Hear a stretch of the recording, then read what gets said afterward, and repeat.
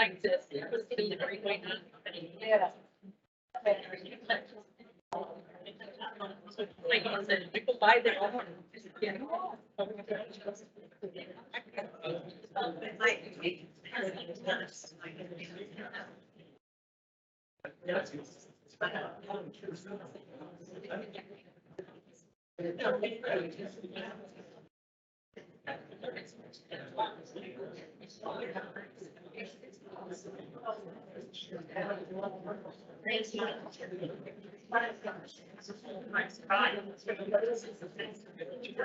Yes.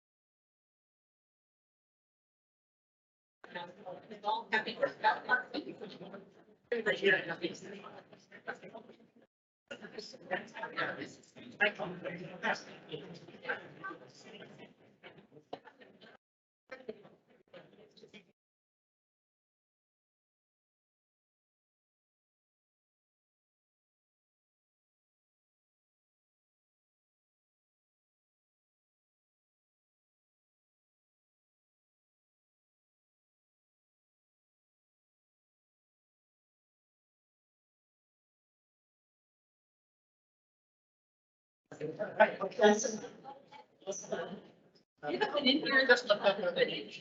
Hey, they're going to start at 8, I just like that too. And prices not online.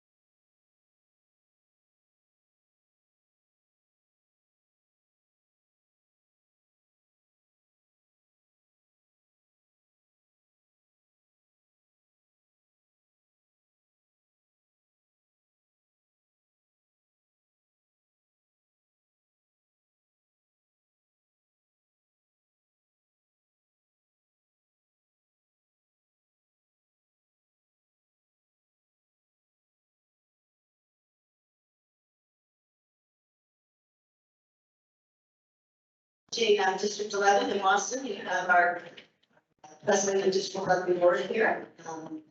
Garth is here, and want to raise your hand up, Garth? Yep, thank you for being here. So, my name is Nancy Hinjum, and I'm the councilwoman for District 5.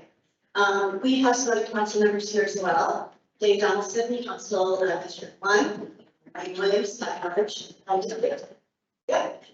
And as most of you know, 2 Saturdays ago, we were at Stratton Elementary School, where we packed the gym beyond capacity. And unfortunately had to turn away probably the estimates were between 100 and 200 people. So we were able to secure a much larger location this morning. We're happy to have that and happy to see such a rich turnout today. So thank you for being here. Because everyone who wanted to speak that 2 Saturdays ago did not have a chance.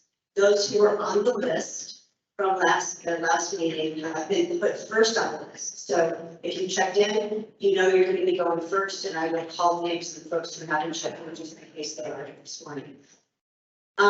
We're continuing the conversation about east-west mobility, the challenges in our city, how they impact us individually as neighborhoods and our city.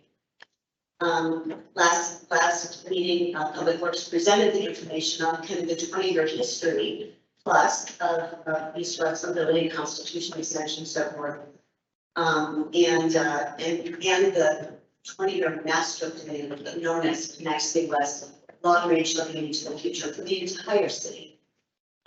Today's meeting specifically is about item 105 in that plan, which is about east-west mobility.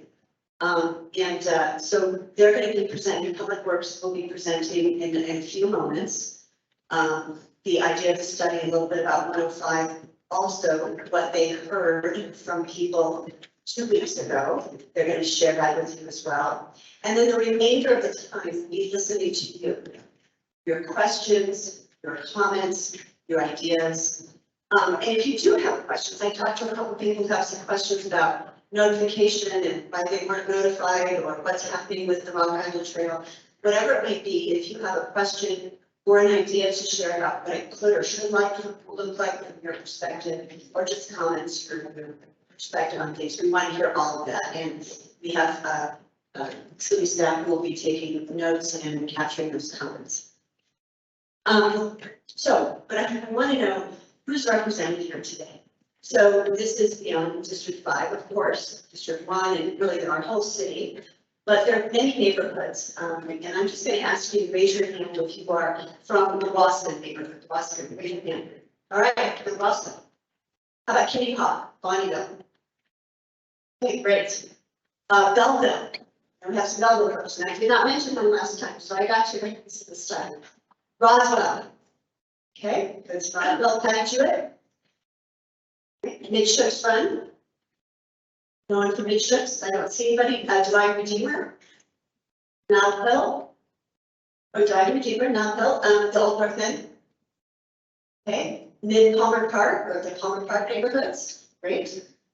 How about further east, Rustic Hills? Great. Glad to have folks coming out East Village 7. Austin Estates. Villaloma. What neighborhood do you live in that I haven't mentioned? Yell it out, would you? West side. West Side. Okay, we got West Side here. Older thing, yeah, got that. Great. Okay,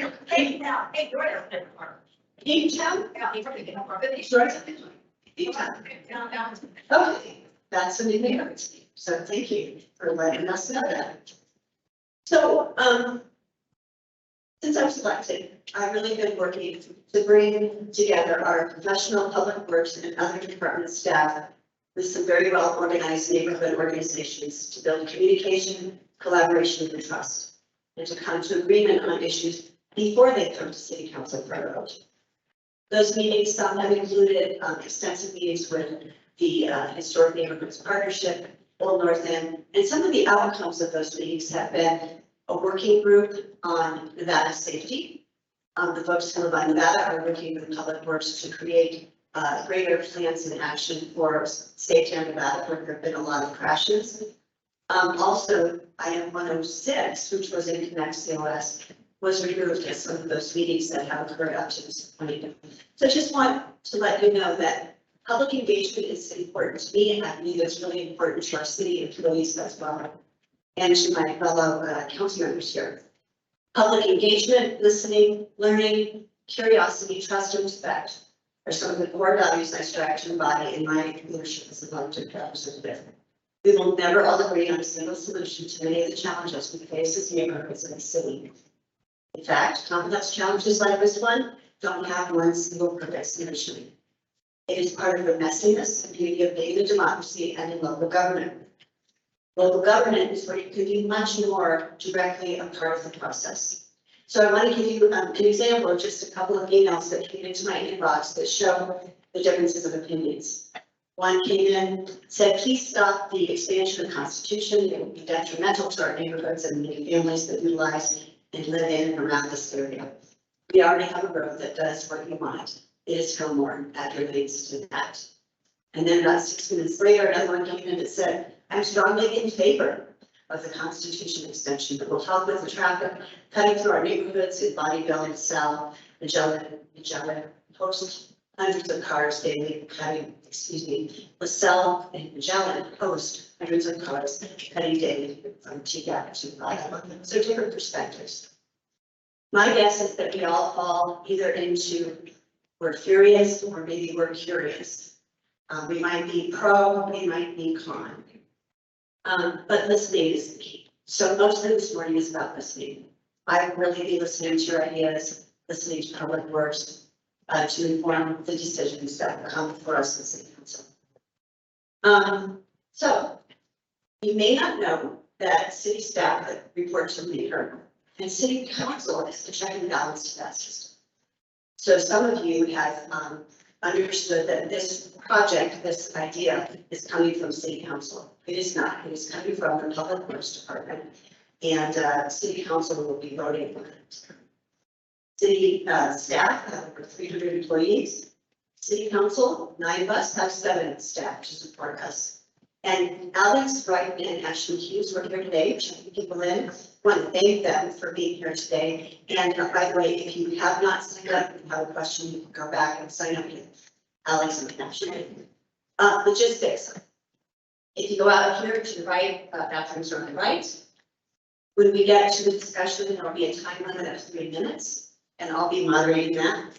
And I'm going to introduce here in just a minute other council members to say something. But before we do that, I just would like for us to all kind of connect as neighbors for 1 minute around something. You know, there's some science that says awe and wonder and beauty are one of the things that make us really come alive as human beings. So I want you to think about something that you can find awesome or beautiful or inspires you. For me, yesterday I went to First Friday Art, and there was an art installation on our Fountain Creek Watershed District. An artist had gone out to the Fountain Creek Watershed and found soil and made pigments from it into this beautiful piece of art about the Fountain Creek Watershed, and it was awesome. So that was something for me. So I just want you to take 30 seconds, touch your neighbor, tell them something that you feel awe and wonder. Just 1 minute, just take a minute, go ahead, have a conversation with your neighbor.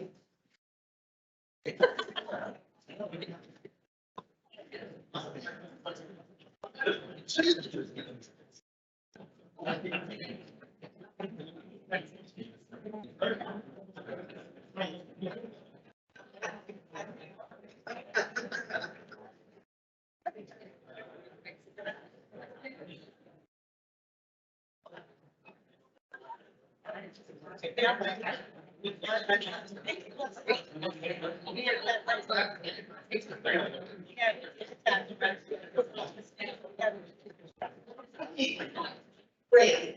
Thank you for doing that. I hope you learned something that your neighbor connected with the things that bring you alive. And you know, we're here. You guys are here, sharing about your community. It's awesome, great, and I hope you got a chance to see. So with that, I'm going to hand it off to Councilmember Harley Johnson. Thank you, Nancy. So I'm Dave Donaldson. I represent District 1 in that election. District 1 is mostly north of Fillmore, but between Nevada and Union, it drops down to Constitution. So this borders right on District 1.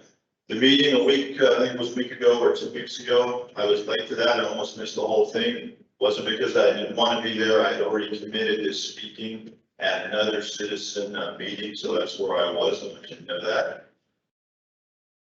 What I want to tell you today is there's 9 of us on city council. Some feel like this study needs to be done. Personally, I used to live on Institute Street, and many of you know where that is. Currently, we live in Garden Ranch. Our church that we go to is Corpus Christi. This will go right next to Corpus Christi.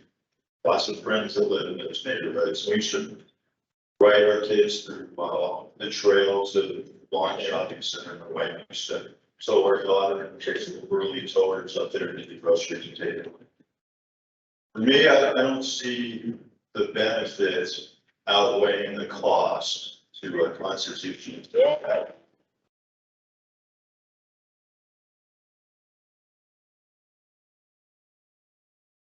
I didn't say this last time, I'm not trying to like show both like the other council members are, but I do think it's useful for you to know, it's fair for you to know where different councilmen are going to stand on this, if they know right now.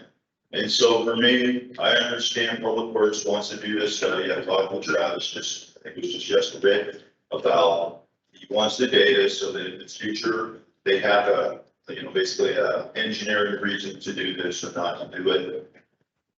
It won't split change my opinion no matter what the data comes back at, just because when we talk about unplanned COS and vibrant neighborhoods and training, that's the focus in neighborhoods. Okay, well, let's put our money where our mouth is and let's be very cautious with neighborhoods. They can be damaged pretty easily, in my opinion, and negatively impacted.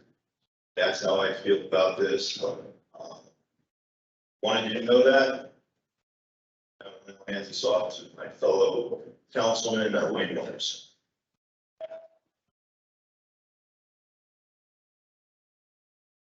Thanks, Dave, and thanks, Nancy, for helping setting this up.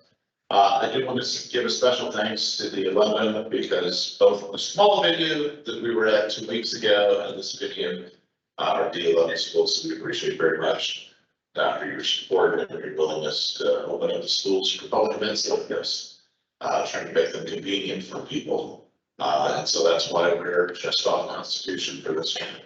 I do appreciate the opportunity to visit with folks a couple of weeks ago. I actually gave up my seat so that others could get in. And that's happening in the video. But all of this input is important as we go through the process. And so I appreciate all of you being here. I do represent all of the city of Colorado Springs. I'm at large for the Borough City Council. And we look forward to getting the input. Many of us have multiple meetings that are scheduled for today. And so you won't necessarily see us the whole time, but we're recording these so all of us have the opportunity to go in and hear all of your comments. And that's important. As we get that input, as we get desires from neighborhoods, some of you have been involved before in this process. I see Dr. Schultz in the front row, and he, of course, has been pretty active throughout many of the planning opportunities that we do as a citizen. We're grateful for your being here today. You don't want to hear more of me, you want to get your input. I do want to give Travis Easton, he's our Public Works Director of the city. As Dave pointed out, he works for the mayor. That's the stormwater system that we have in Colorado Springs. And Travis is one of the people who stepped in and has taken over a lot of challenging issues. So when he stepped into the city, we did not have a stormwater process that met EPA standards. And we had road maintenance issues and others step in and done a really good job. And so with that, I'm going to go to Travis Easton to make some comments. I'm here to, and we'll be reviewing the information afterwards to get input, and that's what I'm at. Good morning, everybody. As Wayne said, my name is Travis Easton. First, thank you for being here. I did want to just make mention, this transportation master plan has been going on for several years. Most of that time being spent in meetings such as this, hearing from your fellow citizens. I think a lot of you probably participated in some of those meetings as well at that time frame.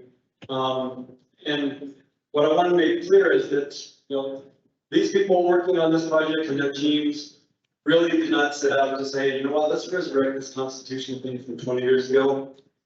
Didn't set out that way. They didn't set out to say, maybe we can kill a couple Saturdays in early 2023 and screw up everybody's victory.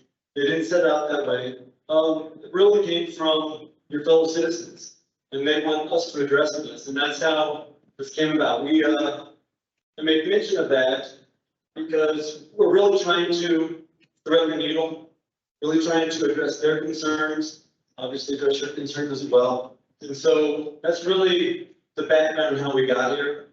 And if, as Nancy mentioned, we're going to go through just real quickly before we hear from you on what we heard during the last meeting. So if you can, thank you. What we heard at the last meeting, we're going to go through just a few slides and get you guys up there.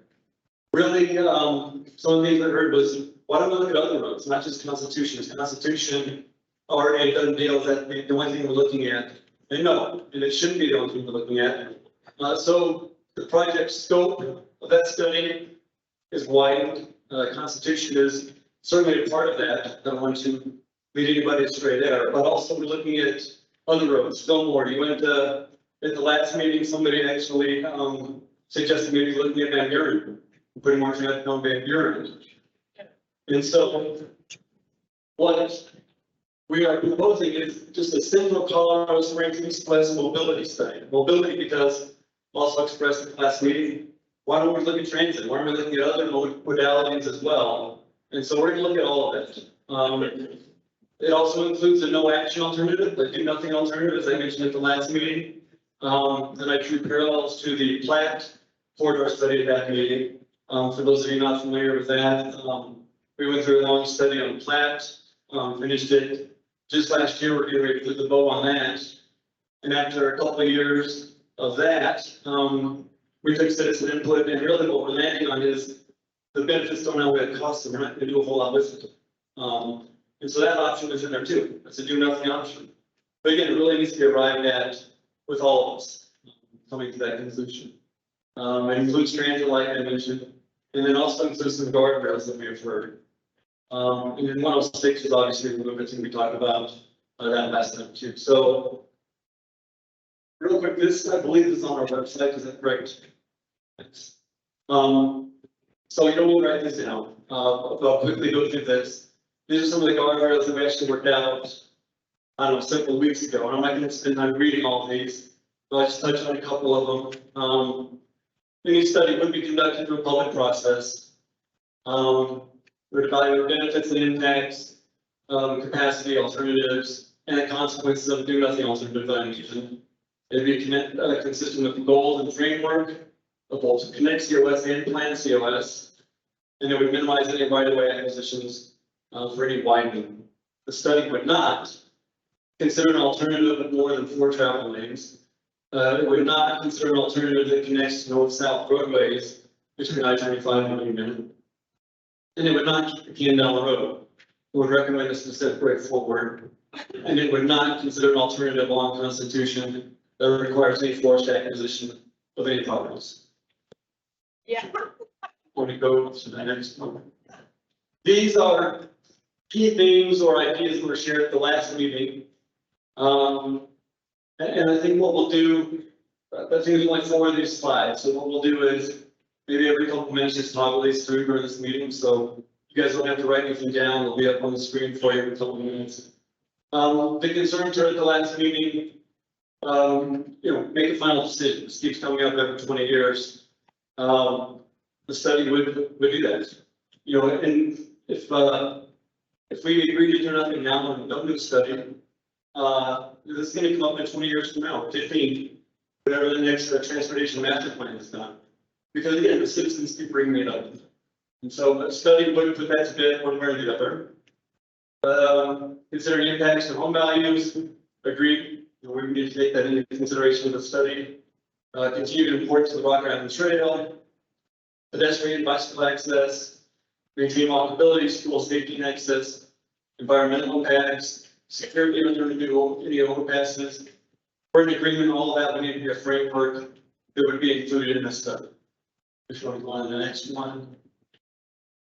Considering opportunities to increase public transit, agreed, we would need to look at that, evaluating traffic patterns, more innovative ways, investing in modality, multimodal mobility, travel demand management, alternatives that mitigate noise, lowering constitution below grade, accommodating traffic on other corridors, as I mentioned, considering active rail lines, and obviously construction costs would need to be considered. I mentioned at the last meeting that, personally, I don't see how it's going to be economically feasible for Constitution specifically. But again, that's just me looking at it from a 30,000 foot level with no engineering being done on it. So I shortly agree with all of these as well. If you want to go to the next one. Is Constitution an expressway? No, it's conceived as a 2 or 4 lane. Will it add traffic to neighborhoods? No. The concept only considers a road that would not connect to existing roadways between I-35 and Union. Why not invest in other modes? Again, I mentioned that we would look at that as a part of the study as well. Traffic, no. Wrong. Well, again, what's contemplated is not connecting between north-south roads. And so the traffic going into those neighborhoods, for the old North End example, for example, would be that in theory would cut down traffic. But yeah, a study would further that and see whether that's true or not. And then lastly, I want to make sure that everybody knew this is the current calendar that we're set on for approval process of the transportation master plan. So I want to make sure everybody had that, those dates in mind. And again, these will be ongoing throughout the meeting, so you don't have to write these down, you can refer to them. And certainly, if you have comments or questions, you want to refer to one of those slides, feel free, we'll pull it up for you. So with that, Nancy, you want to Mr. Campbell?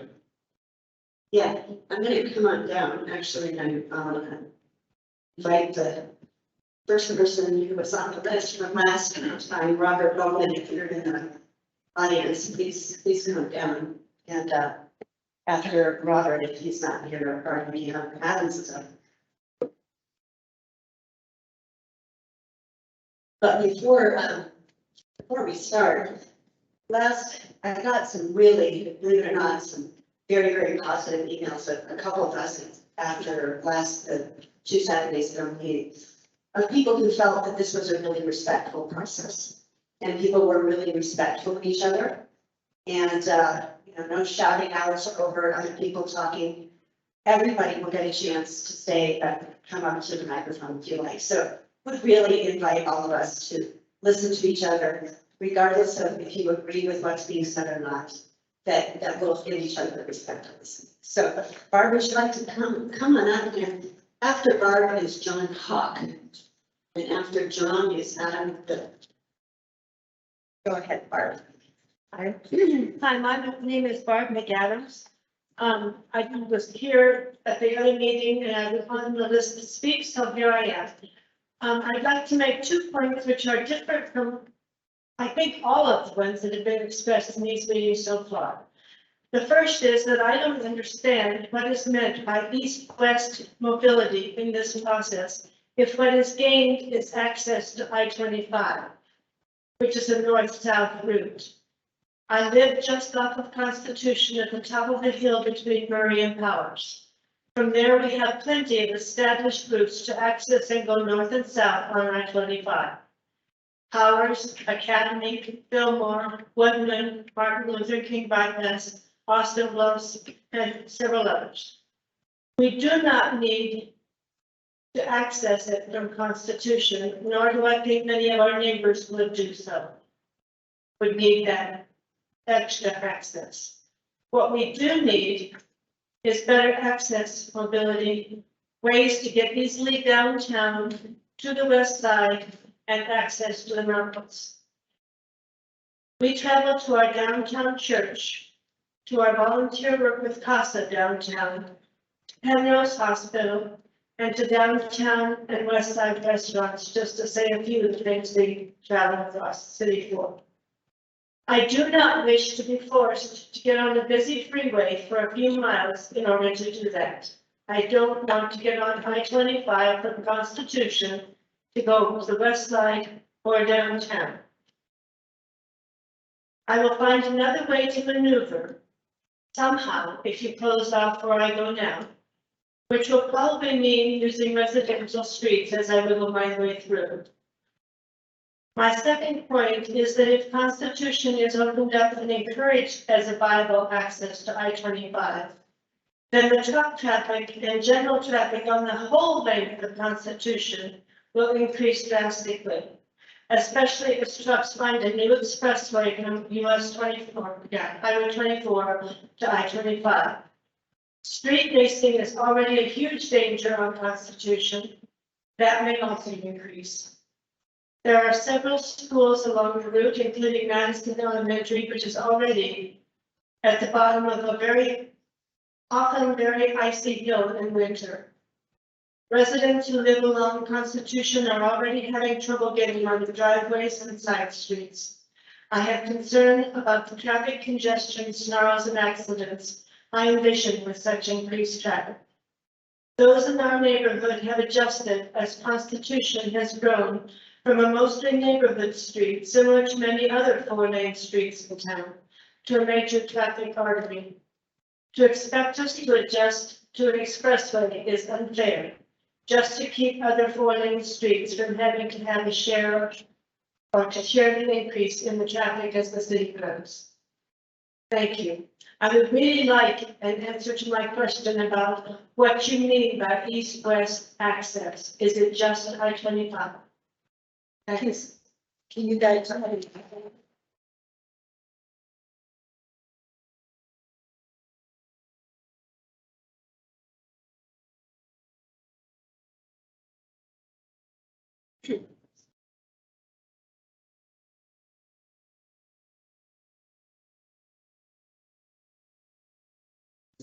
There you go. I think that is a great question, and instead of me answering it, I'm gonna I have an email here from one of your fellow citizens, and I think they did a good job of expressing an answer to that question, so I'm just gonna read that. Because I think that will mean more coming from one of your neighbors than me. And it says, as a nearby resident, I would like to express my approval for the proposed plan that's in the Constitution. Again, there's no plan, it's just like my study. Delegate proposal to approve east-west travel flow. The congestion on Uinta and Fillmore getting worse and worse every year. This should help take the burden off of those overburdened intersections. Whitman and Austin Bluffs are not feasible alternatives. The alternatives are just pushing more cars on Fillmore, which is already overburdened. It turns ambiguously into circle in Constitution. Uinta, which is already overburdened and is very narrow at times. Also dead ends that circle, which you then have to traverse over to Constitution. So really, again, the name of the study that we're looking at is Central Colorado Springs. Really getting from Powers to I-25, the options are limited in the east and west directions. So that's how I would summarize it. And again, the citizen, I think, summarized it well. Just the options moving from east to west in Central Colorado Springs, from say Powers to I-25 or what's in the circuit. Thank you, Travis. So John, we're going to hear from John Hoffman and Adam Biddle. If you're here, David Justice, if you're here, for Justice David, or Justin Hutchcraft, if you're here, you'll be after John. Okay, John. My name is John Everett Hawk. I taught American government law, economics, etc. for school district for 40 years. I use what I teach as a active citizen. I have lived in the Boston neighborhood for 48 years. For participatory democracy to work, there must be a strong feeling of trust or confidence held by the voters that their elected representatives truly listen to them, are transparent in their decisions, and represent all the voters. This has not been the case for 40 years over the battle of a proposed 4-6 lane expressway for Constitution from I-25 to Highway 24. I was one of the first citizens to realize the dishonest nature of council and public works 40 years ago in the 80s, when I discovered hidden plans by the city to find an expressway on Constitution and widening Uinta. A group of us was formed to force the city to abandon the plan and make it public, even though we won that battle and 3 more attempts to build an expressway in 40 years. Here we are again, even though the city told us even a year ago this would not happen. Why are we still dealing with this issue? It is quite simple. Developers out east of Powers want to sell thousands of homes distant from jobs, etc. on the west side. Developers expect city council to put their costs for transportation corridors on existing stable neighborhoods. They have done it for decades with the help of city council. The transportation bridge should have been built before all the neighborhoods east of Cadbury were built. The straight east-west, north-south, 10-lane wide corridors. However, council gave the developers the routes they wanted. Example, Austin Bluffs, east of Cadbury, should go due east to Powers. However, it goes north up to Woodland Road. That makes no sense. We have Martin Luther King bypass built as an east-west transit, never finished from Circle East. Okay, and many more. Pikes Peak was not complete at one point. Every major east-west arterial or expressway has been choked with traffic lights, curb cuts, median cuts, and at the request of development or businesses along the way. As a result, they're all choked down to slow traffic. That's not what we were told they would be years ago. Okay? The expressway Constitution, even if completed, only 4 lanes, will negatively impact the route 95% residential, requiring buying of homes eventually for setbacks and sound walls. Yes. Churches, schools, undergrounding major drainage, endangering the American Beautiful Trail, etc. Increased dramatically noise and pollution. The expressway and Constitution will change the healthy dynamics of healthy neighborhoods to a deadly dead zone and urban flight. As for the I-25 interchange at Fontenarrow, building a new bridge across the Lyman Creek, going under North Cascade Bridge, connecting to existing Constitution will cost a lot, be expensive. Where will the city services compound go? John, I used to be Just about finished. Has the city done a thorough cost benefit analysis or an environmental impact statement on this particular project? As we've done for 40 years, expect a huge battle over any plans to connect Constitution I-25. We know how to organize quickly, powerfully, from every perspective. Expressed on the Constitution makes no sense, and it's not worth the cost. Thank you. Thank you.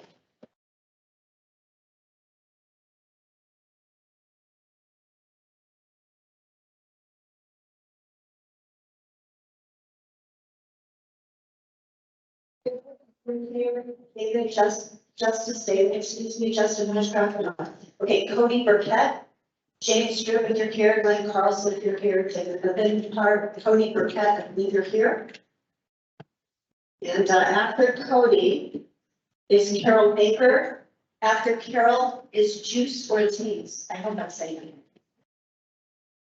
Hi, Craig Burkett, actually, we just bought our house, me and my wife, this last year. We waited about 5 years to buy our house because this is a buy and die neighborhood. This is a neighborhood that people want to live in, because it's built in a way that is for families, it's for older people to enjoy the home they live in. Something that, thank you, something that I'm worried about is as an urban family, we want to send our kids to schools in that area. And walking to there, riding bikes to there with an overpass is insane. There's no safety. You would have to put a police officer next to that overpass and next to a school, which causes more money, because it's literally insane to do that. And also pets in the neighborhood. I've seen at least 2 pets going from those neighborhoods all around. How do you think they're gonna get across that area when there's more and more traffic? So, moving on from there, obviously the schools are a huge concern, but something that nobody's talking about is the Village Center retirement home at the intersection of Beacon and Van Buren, where that would be likely one of the busiest intersections created with this. That's right next to Corpus Christi, right next to the school there, so that is really something that's going to not affect just students, but elderly and really anybody that lives in that neighborhood. Have you looked at the ecological studies, not only for the trail, but also for the waterway going to Monument Creek? You talked about Monument Creek, how it was a beautiful experience. You're taking that away if you put pollution from cars and other things going into that creek. This is a problem that these people have been fighting for the last 40, 20 years for some of these people. I would love to see this squashed this year. I would love to see this never come back. If we need to do this study to talk about that, let's do it. But it's going to continue the road going through our schools, our neighborhoods. I would fight for the next 20 years for these people. Thank you.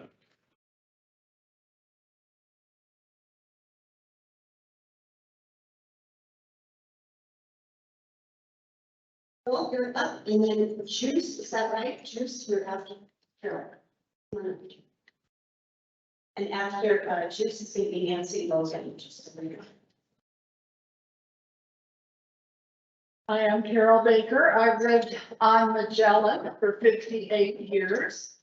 I totally agree with everybody who has spoken before me. Totally. Let's get out of this issue already. I don't understand how this expansion will improve east-west traffic. The noise it will cause, the pollution it will cause during construction, as well as after the completion are a concern to me. I understood on one of the emails that there will be another one of these meetings. Is that true or not? The process. I saw your process, you know. Yeah, but we are planning on having another town hall, but the Citizens Transportation Advisory Board is meeting this coming Tuesday at City Hall. Citizens can come make comment at that, and it will be at Planning Commission after that, where you can make comment, and then it comes to City Hall. Thank you. It's obvious to me that the majority of people are against this whole issue. When Platt Avenue was considered to be one way, you mentioned that the Her mind is community. not working.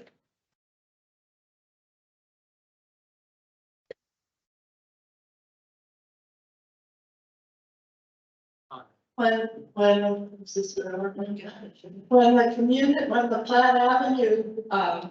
Platt Avenue was considered to be one way, you mentioned that the community opposition stopped it.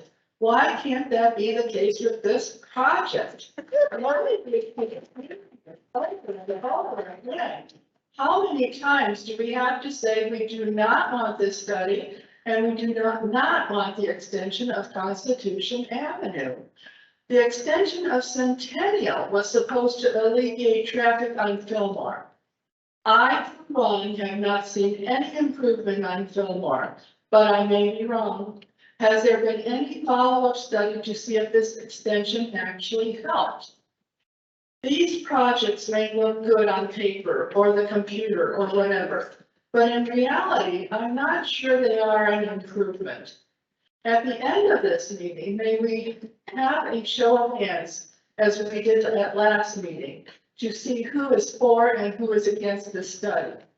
And may we also have a second show of hands for those who are against the study, but feel a decision has already been decided. Thank you.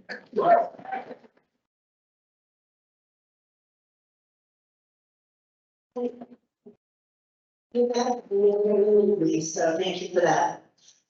Juice, and then Nancy Logan, you're after, Juice, and then Melissa Williams, you're after Nancy. My name is Juice Ortiz. I live on North Table. I'm an athlete and I just got back from a race in Detroit. While there, I stayed with some friends in Dearborn and I drove 27 miles north through an arterial city street to get to Pontiac to visit a sponsor. I had to use my brakes to stop 4 times through stoplights. Because if you drive the speed limit, you will hit green lights. If you drive too fast, you're gonna speed up and you'll hit reds. It won't turn green. If you drive too slow, you'll fall out of sync. I've been ticketed here before. Because sometimes I get frustrated driving on the roads. Because I can't get from the airport to Flying Horse by driving the speed limit without hitting red lights. I also am sorry, I have a confession. I appreciate you guys that do the slow down on Nevada.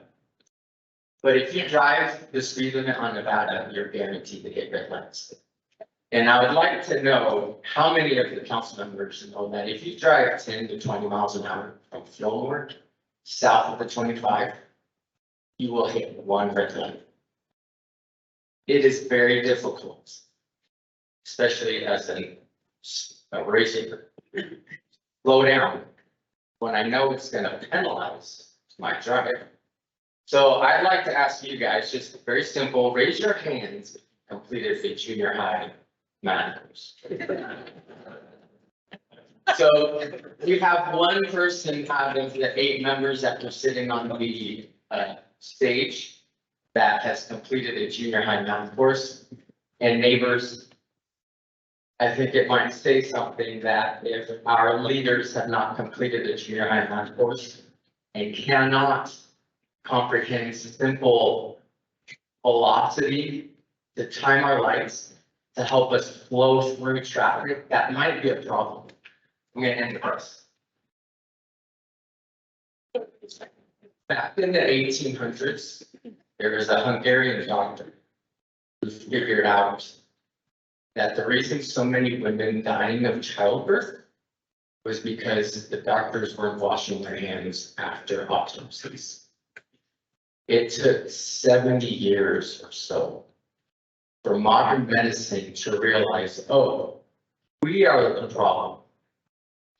And I'd like to really press on our leaders, and I hope this stings enough for you to realize what we're all talking about. That maybe the leadership that's been in charge the last, since what was it, 80 or 70, the last 40 years, Go ahead, Juice, please. might be the problem of why we're having traffic flows through our city. Thank you. Thank you.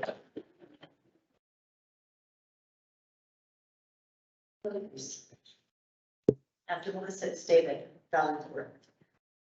Good morning. My name is Nancy Logan. I've lived in Bonnieville for 32 years around LaSalle Street and Magellan.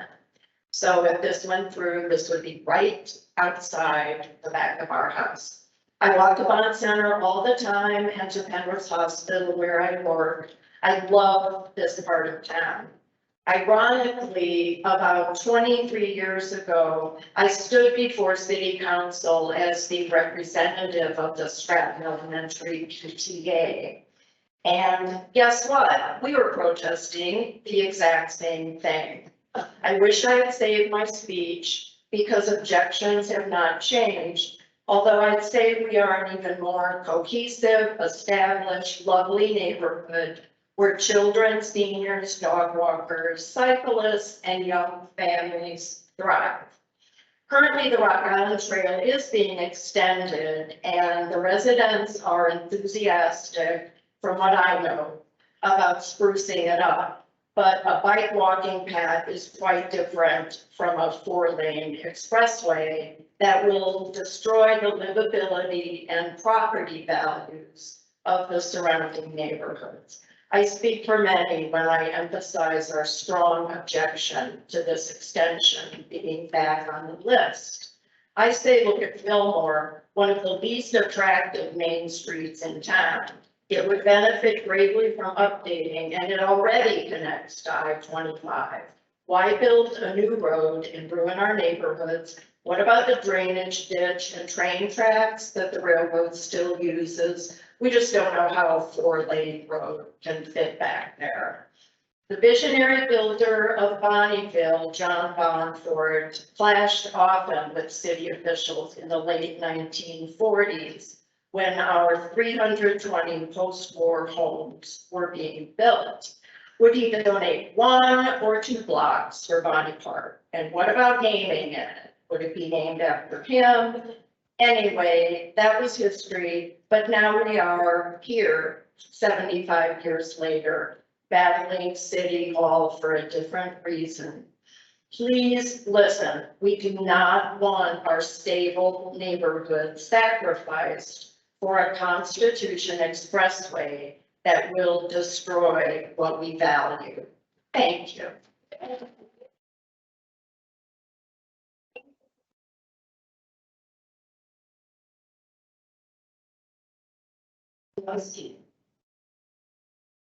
Hello, my name is Melissa and I live on North Prospect Street with my husband and our son. If you were to look at this map, you would see that our backyard backs right up to the train tracks, which means that the Constitution expansion would quite literally be in our backyard. And while it's obvious that we have some personal and emotional reason to object to this study, I'm going to focus today on data and case studies to back up that data.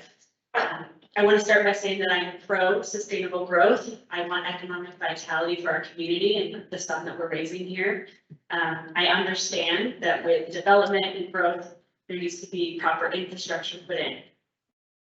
I'm not a city planner and I'm not a civil engineer, but I do understand the concept known as induced demand. And on this same handout that I referenced, someone laid it out really beautifully, so I won't really relay that too much, but I do want to say for those who maybe don't have the handout or who are unfamiliar with the phenomenon, it concludes that road capacity expansion generates an exactly proportional 1-to-1 increase in vehicle traffic. This is based on case studies dating back all the way to the 1930s. In other words, more roads create more traffic.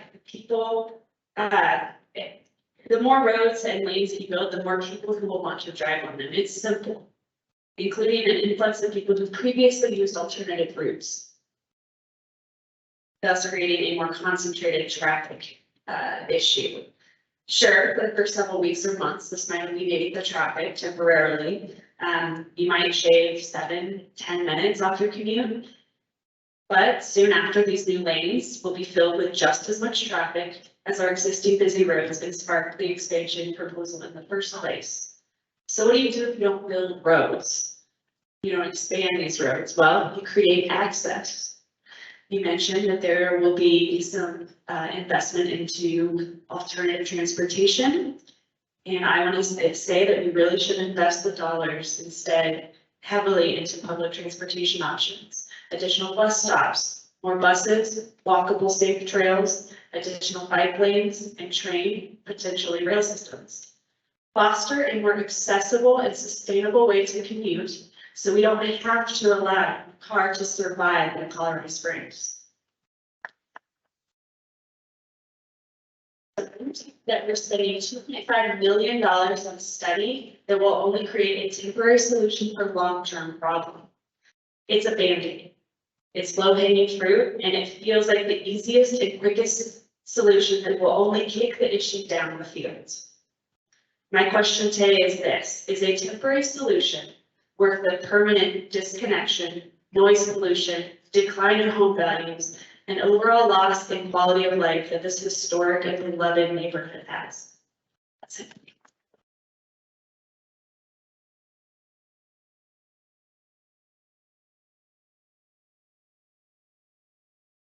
David, sorry, go ahead. And after David, Tom, if you can be ready, and after Thomas to Stover. Hey, everybody. David Valancourt here. Let me start by saying thank you to City Council and more importantly, perhaps everyone here that showed up and speaking today.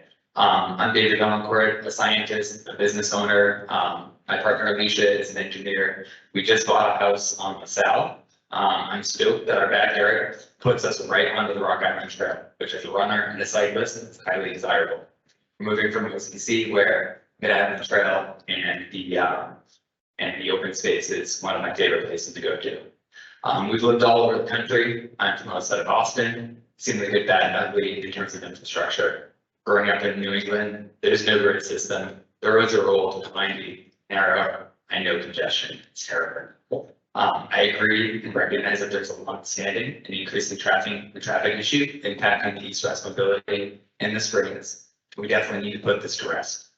As a scientist and engineer, we understand the importance of collecting data to make informed decisions. But if this moves forward, it's critical to design the experiment appropriately to minimize bias, design bias, confirmation bias. These are the things that I've heard today and previously a couple of weeks ago, where concern around the outcome being already decided or pre-selected. That happens when what we look for puts us in a box where the results are what we're expecting, like the term expanding Constitution Avenue. So let's focus on the design and study criteria. I'm cautiously optimistic for the idea of this feasibility study because again, I recognize we need data to make this decision. It's critical that we study this in accordance with the plan, ConnectCOS, the city's master plan, and all the other related plans, like the bicycle infrastructure plan, et cetera. I look forward to seeing and watching and participating in the engagement with Kono and other organizations to make sure that this is done in an open, transparent process. With looking at the study guardrails that have been put up here today, we need to look at the details behind it, right? Things like the environment, the air, what about the emissions and pollution that's going to happen, and what are those impacts? Our water, our wildlife, access to nature, noise pollution. We talked about induced demand earlier, public interest in alternative modes of transportation. We talked about multimodal transportation, right? What kind of city do we want to be? Do we want to be LA or Houston or Miami, where it's just straight up congestion? We're just allowing more cars to be on the road. We want to be a modern, attractive city for years to come. Think about the legacy loop and how that completion is going to actually impact mobility. And if we put Constitution Avenue, what the negative impacts would be there. We need to look at this as from a big picture perspective, not from a myopic bias perspective. So I look forward to seeing how we determine what kind of city we are.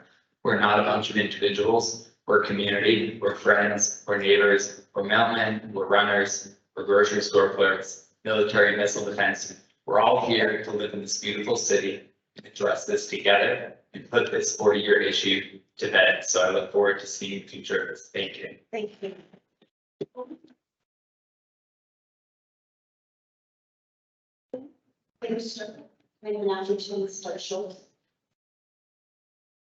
Hello and thank you. I'm the Vice President of the Homeowners Board at 2400 Wood Avenue, a community of 38 townhomes just west of Maine Penrose Hospital. Our Homeowners Board supports the mobility study that addresses improvements in existing east-west roads. And we recommend turning the railroad track corridor into a greenway. We would exclude from the study the Constitution Avenue Expressway. And that's because decades of research confirm that such roads ease congestion only temporarily. Congestion returns in a handful of years. And you'll see in the handout you received this morning, somebody saying it's 5 to 10 years. In 3 other articles I read, it's 3 to 10 years. And in one of them, it's like overnight. They build it and it gets filled. But it will get filled, but in not many years. I might send you to the handout just to quote from it. If you turn to the back side of the map, just so you're aware that there's some good stuff in there, none of it by me. But I'm looking at in the annotated bibliography, looking at number 1. If there's anything that traffic engineers have discovered in the last few decades, is that you can't build your way out of congestion. Applause now. There's more.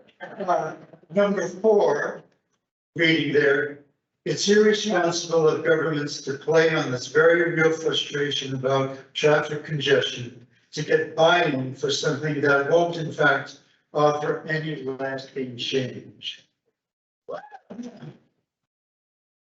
I'm just the messenger. I'm not a technical person, though I had a math class or two. Yeah. This is a big point I want to make. The expressway would relieve congestion temporarily, but harm neighborhoods permanently. Like 4 lanes of traffic, belching noise and fumes, and lowering home values. Temporary gain, permanent harm. But if the railroad corridor is left idle, it would invite more attempts to fill it with an expressway.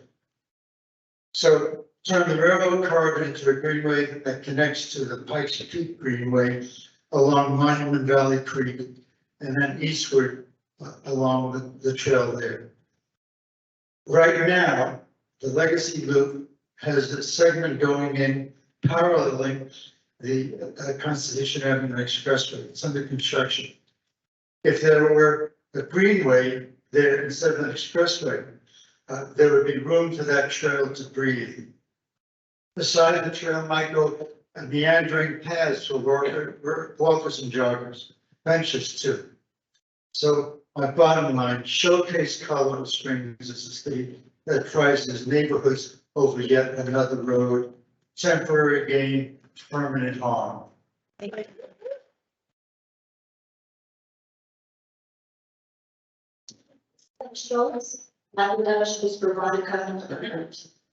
Good morning. My name is Tim Stecker. My wife's Ross and I. You go. Post. All right. Good morning. My name is Tim Stecker. My wife Ross and I live at 2101 North Warrior Street. We've done so for 33 years, going on 34. Prior to that, we lived at 1804 North Wasatch from 1982 to 1989. We are from the 80s. We were attracted to this area because of the sunset community and the trees. We're replanting now that we have lost the age and weather. Remember talking to people when we first bought our house, and they're telling us that we made a good move, with property values, and they're going to stay. Thank you for the site of TownHall meeting. As one of the participants 2 weeks ago that moved to Horace Bank Auditorium because the attendance over. I, like the majority of that attended that last meeting, I'm opposed to spending $2 to $3 million from the city general fund or from any fund on a feasibility study to extend the Constitution to Fontanero interchange with I-25. I thought this idea had been buried. And now it's Centennial listed at I-25. I can see the appeal to a planner who can take a look at the map. We could drive down Union, then take Constitution over to Garden Valleys. Wouldn't that be nice?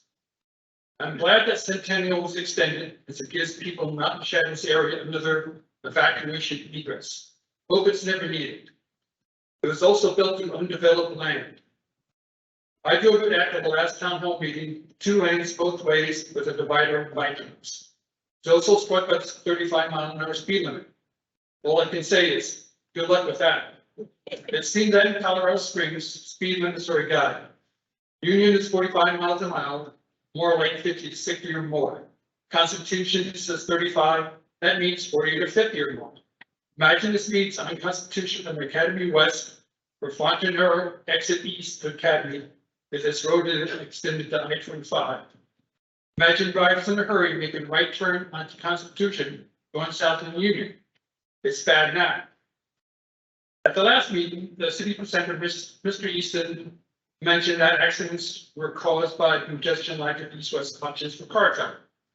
Is this correlation of our growth in the city, or is there data to say accidents are caused by like at east-west auto traffic routes?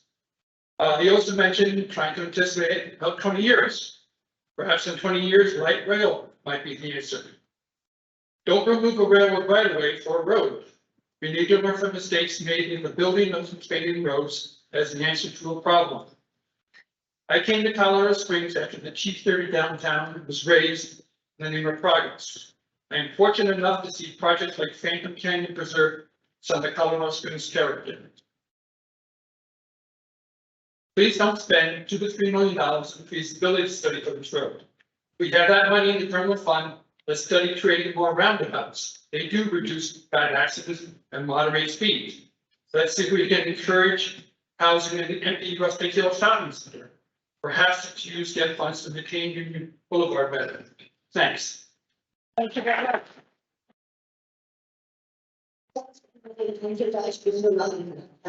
After Veronica is Margie or Margie Arnold. I'm Doug Schultz, president of the Old North End neighborhood. And I'm speaking here today to also represent the Historic Neighborhood Partnership, which I'm a board member. Diane Bridges, the chair of the HNP, was unable to attend today, but she did speak in the January 21st meeting. 50 years ago, when I returned from my tour in Vietnam, I bought a home and got involved in civic duties. The issue then was Transportation Plan 2000. That was a new millennium. It was 30 years off. The major issue of that plan was to address the need for an effective east-west corridor study. We're having that issue again today. That's 50 years and we haven't addressed it. What we have found is that no matter what we do, we still have congestion. I'm not going to list the issues here that we have because the people that are here today that live in the neighborhoods that will be affected are speaking much more eloquently and precisely than I can. We're being very civil. We're asking for your ear to listen to this and to please resolve this issue once and quit having these every 20-year meetings about the east-west mobility study.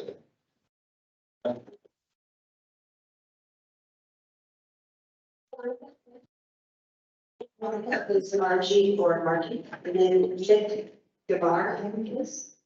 Hi, my name is Veronica Everhart, and I was involved 20 years ago when there was the East West Mobility Study then, and they were seeking citizen input.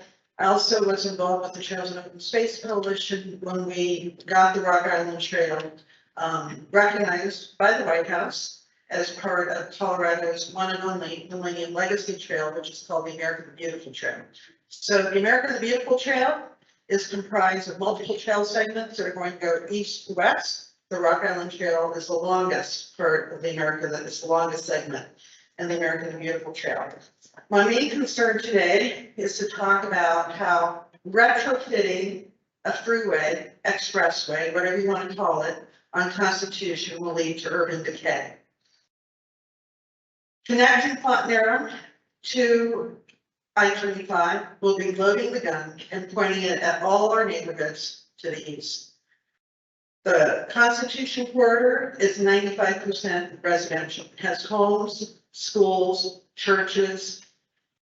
It is on one side, the south side between, I believe it's Union and Circle, recognized by the U.S. Department of Transportation as being an area of persistent poverty. What we're talking about is an area at risk for serious urban decay. Retrofitting a highway with overpasses, bridges, all the other ugly stuff that comes with that would kill that part of town. That's the core of our town. The Rock Island Trail has been recognized by the Millennium Legacy Council because, and I'm going to read from the certificate, it's that part of the America the Beautiful Trail. It's in recognition of efforts to bring the community together to honor the past, imagine the future by developing a trail that connects people to their land, their history, and their culture. So the Rock Island Trail segment, which borders that whole at-risk area between Union and Circle, is critical as part of the whole east-west corridor alternative transportation trail system, which includes walking, bicycling, etc. It's critical to preserve and enhance that. Enhancing the proposed Font Narrow interchange area into a greenway is a phenomenal idea. And I think that's the direction Powder Springs needs to take.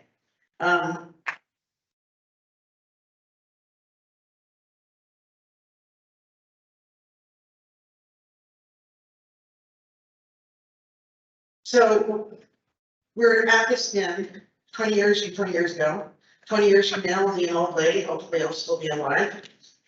And what are we going to be doing then? Another transportation, east-west mobility study? No. If this highway, freeway, expressway, whatever you want to call it, goes through and Constitution gets expanded and connected, we're going to be doing a study in 20 years for how to fix the urban decay, the blight, etc., that is formed along Constitution. Neighborhoods will decay, our schools will close, churches will move, etc. People will leave, we'll have more sprawl avenues. So I think it's time to think about enhancing the Constitution corridor, make a greenway or a green space where the Font Narrow interchange supposedly is going to occur according to Public Works, or what they want it to occur, and start using the money for, rather than doing repeat transportation evaluation through east-west corridors, use that money to revitalize and improve older decaying areas that already exist, like Fillmore and the east end of Platte, which have horrible blight and need to be expanded. And don't forget, Austin Bluffs is 95% commercial, Constitution is 95% residential. Thank you.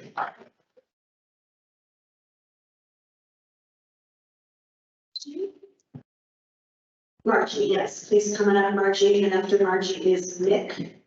I-C-K, Nick Goddard, and after Nick is Mary Jo. Thank you. Excuse me, Margie. I came to Colorado in 1971 to go to graduate school at Greeley. What really impressed me about Colorado was how forward-thinking it was as a state.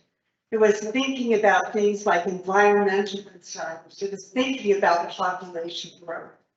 And here we are 50 years later, and those are still some concerns for the whole country. But in cities back east, Boston and Philadelphia, their concern now is what do we do about those neighborhoods that have been torn apart and bisected by highways? President Biden in, I think, 2021 signed a $1 trillion infrastructure bill that would allocate $1 billion to reconnect neighborhoods bisected by highways. Neighborhoods are fragile, and I think we need to do everything we can to protect them because they make up the character of our beautiful city. I live at the Belleville, right across from Stratton and close to Horace Mann. I love the schools there, and I worry that parents may be concerned about the safety of their kids going to and from school. Already on Van Buren Street, we've seen cars traveling 50 and 60 miles an hour through that neighborhood right by the school. So that's a concern for me. And I want to leave you with a quote by Aaron Wren, who wrote The Urban State of Mind and Meditations on a City. He said, the mark of a great city isn't how it treats its special places. Everybody does that, but how it treats its ordinary. Thank you.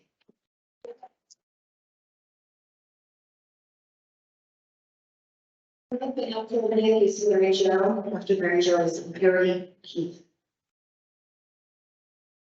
Thank you, city representatives for being here and also my neighbors from this greater area. My name is Mick DeBar and I live at 2400 Wood, a townhouse complex. I would like to say that it's my firm opinion and I have a degree in transportation, management, a master's degree in logistics. And after looking at our city, I firmly agree that we do have infrastructure problems. There's no question. But infrastructure problems they do not constitute the primary problem that we have in the city in terms of traffic flow and safety. Expanding the Constitution Avenue will not create a lasting benefit or relief in terms of congestion on our streets and roads for drivers trying to move from the east to the west. It helps somewhat, but the primary problem was not the inadequacy of the infrastructure. It is the inadequacy of the drivers. We, the drivers, are the primary responsibility for safety and reduction of congestion. I think many people don't want to hear that. But many of our drivers totally ignore traffic laws. And good example, speeding, tailgating, failure to signal, that traffic light, changing lanes. All of these contribute to a lack of safety on the streets.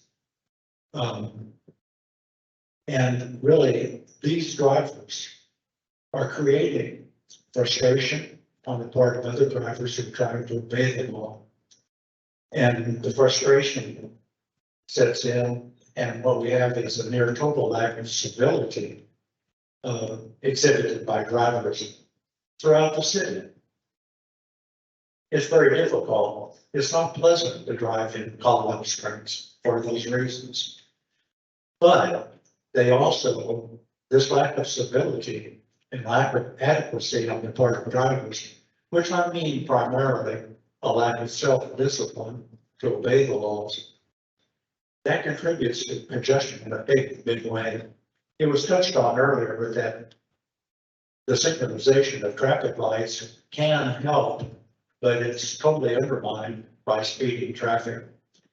To create a situation where that really works, we have to have some statistical consistency, and speeding ignores that, just destroys it.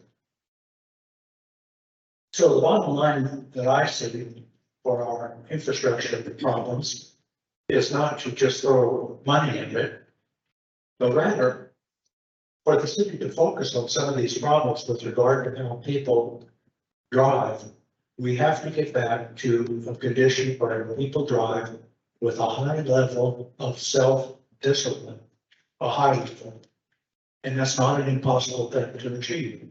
There are creative ways to do it. And I think that's what the city should focus on.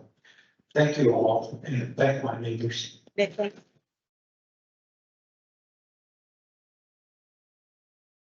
you for Nick. Yeah, here we go.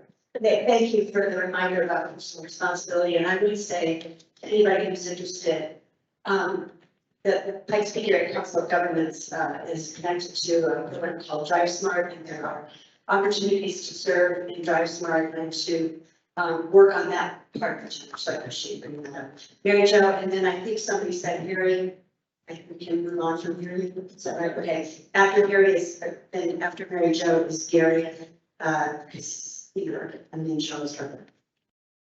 Hi, my name is Mary Jo Pacini. I live on Lafayette Road, 7 houses up from Constitution, in the Belleville neighborhood. My understanding is that our 17 roads and outlets will be closed off. We will not have access to Constitution. Where are trucks going to turn? Where's the mail carriers? Where are the litter trucks? They all going to race down to the end and turn around in people's driveways. I've not heard, what is the speed limit plan for Constitution? Not once has that been mentioned in anything. Because right now it's about 50 miles an hour. Do you all want to? Under this gun. This is working out. That would be all part of the study to reduce, what would that speed would be? I don't know looked at Todd, the traffic engineer, to see what he may think it is. As far as closing the roads, I'm not sure where you got that in your area. Started in Union. The north, and at the meeting last time, Tim said, north-south access would be limited. So, you know, it was mainly near the old north end, and I'll look at Todd to. But it starts at Union. If you can, Todd, and go study thing done. Gotcha. Well, here's the mountain. Line the right hand. Yes, Todd Frisbee, city traffic engineer. Yes, as Travis said, determining if a connection is built, speed would be determined during that study process. So the typical arterial speed ranges from close speed typically ranges between 35 to 45 miles per hour. So that decision would be made at the time of the study.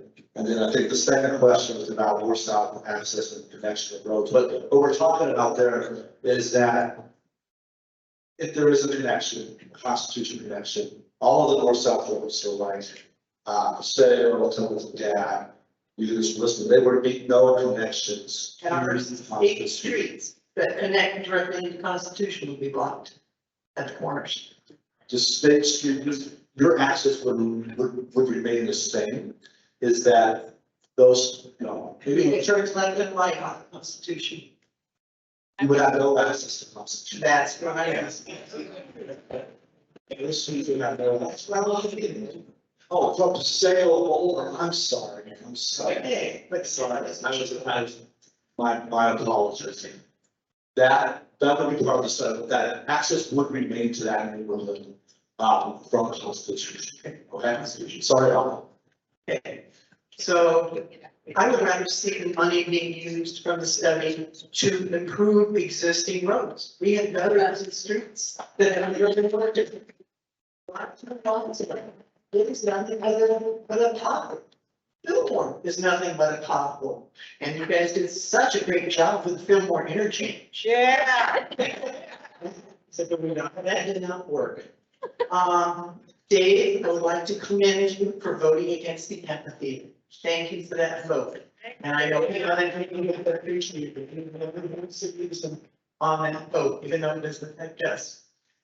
I would like to see the money add more red light and speed cameras all over town. I would like to see the speed limit on Constitution of 35 miles an hour enforced currently. The speed limit on Union enforced. We need, the money could be better used to control what we already have. There was a great Buddhist quote, that ant's life is as important to that ant as your life is to you. My neighborhood, my home, my peace are as important to me as your neighborhoods and your homes. I would hope that everybody on the study committee lives along the Constitution corridor. And none of you are personally affected by it. I would like to see that, and I also would like to see all city and county employees not take money from the developers in their elections.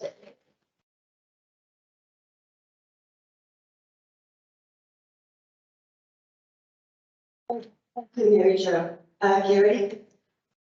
Gary Sear, I don't know if I'm saying that right, Gary, and after Gary is Charles Barker. After Charles Barker is Tom Harrington.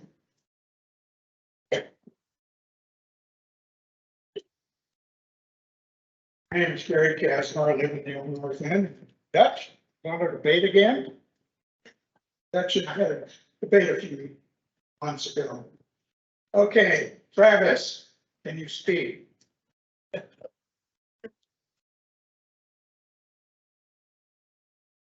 Yeah, well, there it is. What's the timeline for the study? There is no timeline, there's not anything funding identified. This is an idea for a big picture transportation master. That's all it is. Have CSU and Mountain Metro been brought in and moved yet? With respect to a specific study, Whatever their needs are gonna be in this right of way. no, that would be a part of a study should it occur. So they're not in the loop at this point in time. Nothing has been done yet. Okay. obviously you said in the past there's no money for this thing, right? Correct. Okay. And, will Constitution be an autonomous road? Yeah, And will it, you know what? will it be an autonomous road for autonomous vehicles, self-driving?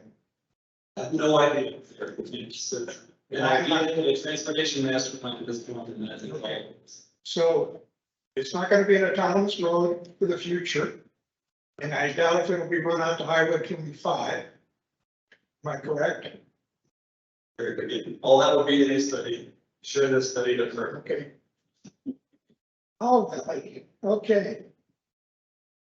Since it's now taken 28 plus years to do one cycle of maintenance on existing roads, not including the future annexations, how will you maintain this road? Great question. We have over 200 square miles. Thank you, Alex. We have over 200 square miles in the city now, about 500,000 people. It is an increasingly difficult task every year, maintenance of the roads, and that'd be no different with this one. So, you know, it would be worked into the inventory, like everything else, like the expanding roads, all of our city. Well, I've been traveling, Woodland between I-25 and Academy. And it was recently done, I don't know, probably 6-8 months ago. The workmanship on that road is shoddy. And I would hate to think that you really paid for it. It's bad news. Okay, on this road, what's gonna be the road warranty? What's gonna be the warranty on the road for workmanship and materials? It would be like any other capital project in the city, couple of years of warranty, before we accept it into our inventory. That's the general practice, and that's whether, it's a developer, builds, so just to clarify, give you background. Anytime a developer builds a road, they build all roads in respective developments, we require a 2-year warranty. Before that goes into our inventory, we go inspect it again and make sure everything is good, and then if it is good, then pass the final inspection, and after that 2-year period, it would go into our inventory to maintain. And then real quick, Woodman I-25 Academy was a capital project done several years ago, probably 5 or 6 years ago, so. We can talk afterwards, I'm not sure what you're talking about, it was just rescheduling. So it's not the usual, industry standard of 1 year, is that correct? That's correct. Okay. Detroit offers 20-year performance warranties on their roads. Just to give everybody an idea. Since EVs are gonna be much heavier, will the road specs reflect additional wear and tear on the road and trucks be allowed? Need to look at all that, I think we need to look at all that in the city, because you're right, the electric buses, electric vehicles are a lot heavier than the current vehicles, and we need to look at all of that, and all of our roads built throughout the city, not just a road that, you know, would be built by the city or, you know, includes both. So you will improve the specs and will get additional weight, am I correct? Improve what, sorry. Improve the specs. We need to look at that, yes, and so we need to look at those specifications. One other thing, we got an election coming up in July, yeah. April. Vote and scream who you're voting for. Don't let the status quo continue. Thank you. Thank you, Ben. And then we have Tom Harrington, after Tom Harrington is Jerry White.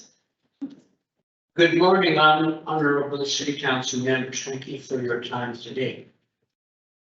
I have lived here for many moons. I'm a mere 50-year resident in my neighborhood, which is just across the street, southbound. In 1973, city engineer indicated that we did not have enough money to complete Church Run Storm Sewer Improvement Phase 5. The cost of that project in 1973 was about $340,000. It is still unfinished. Today, $340,000 nearly covered traffic control. It's 1,345 feet long. I would like to see continuing improvement in neighborhoods that have been overlooked, put on the back shelf, or the inability for those neighbors to stand out in our community. Colorado Springs is a beautiful place to live. We're close to grocery stores, gas stations, fire departments, just about everything that an ordinary family would like. I would say, viva la Colorado Springs, please.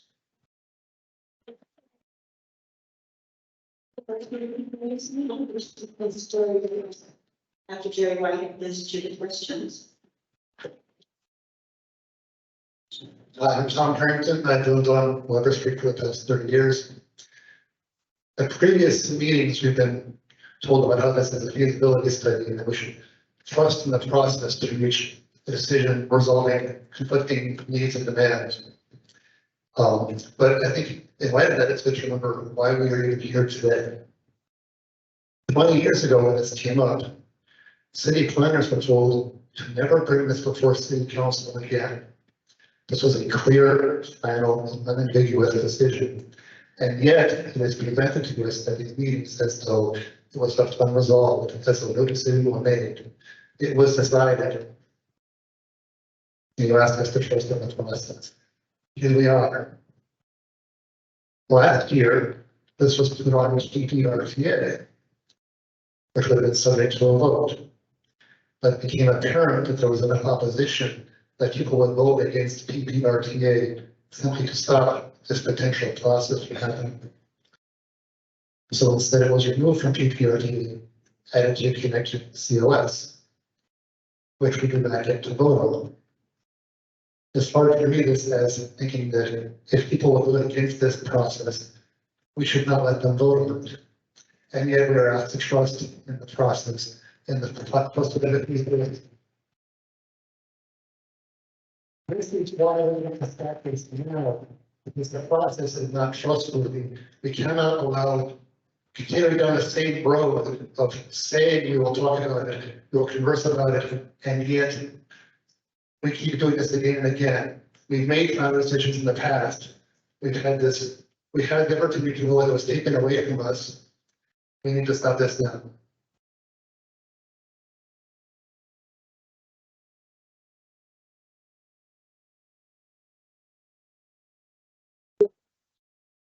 Questions after Judith is done. Thank you. I'm Jerry White. Pleased to be here to offer you my personal opinion about these issues. I'd like to thank Councilwoman Hengen for putting this all together, Councilman Donaldson for being here. I'd also like to take a moment to thank the city staff. I recognize several city staff who have university degrees in engineering and the mathematically rigorous professional engineering credential. I don't know where you went to junior high school. That said, I'm speaking in opposition to this study. It's not really a traffic engineering problem. It's a poor urban planning concept. I was looking to find millions and millions of dollars to remove these sorts of highways and bisect and damaged neighborhoods. And we're talking about finding millions and millions of dollars to put one in. This is the second or third time this has come up over the last 30 years or so. I think it's not going to come up again. We've heard the same threats each time, 20 years ago, 30 years ago, about congestion. It's 20 or 30 years down the road, and our neighborhoods are still vibrant, still alive, and we were able to get here today and get to where we needed to go. Maybe not exactly the way a developer who's put in West Parkway thinks people should travel, but we're okay with it.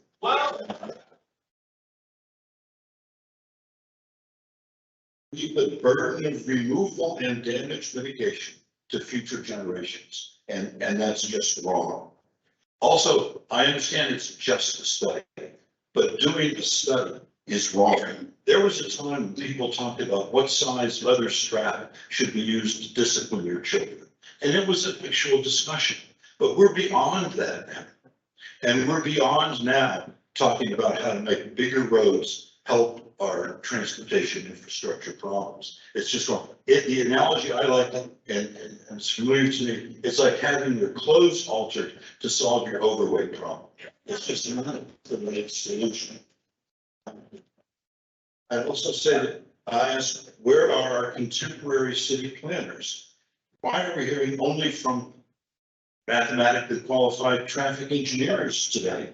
I'd like everyone to recall the City Center series that the City of Colorado Springs, Colorado College, and the Downtown Partnership put together, where we had world-class national city planners come here to address us about how cities live and breathe and function and should be designed. And now we're getting the same old 1970s solutions to these problems. We've heard the cream of the crop come here and tell us how to do this. Let's have them back to help us understand these issues.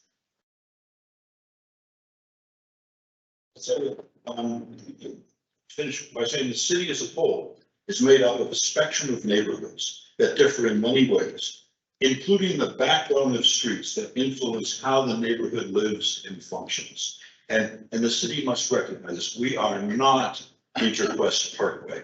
We are different, and we hope to continue living that way. Thank you.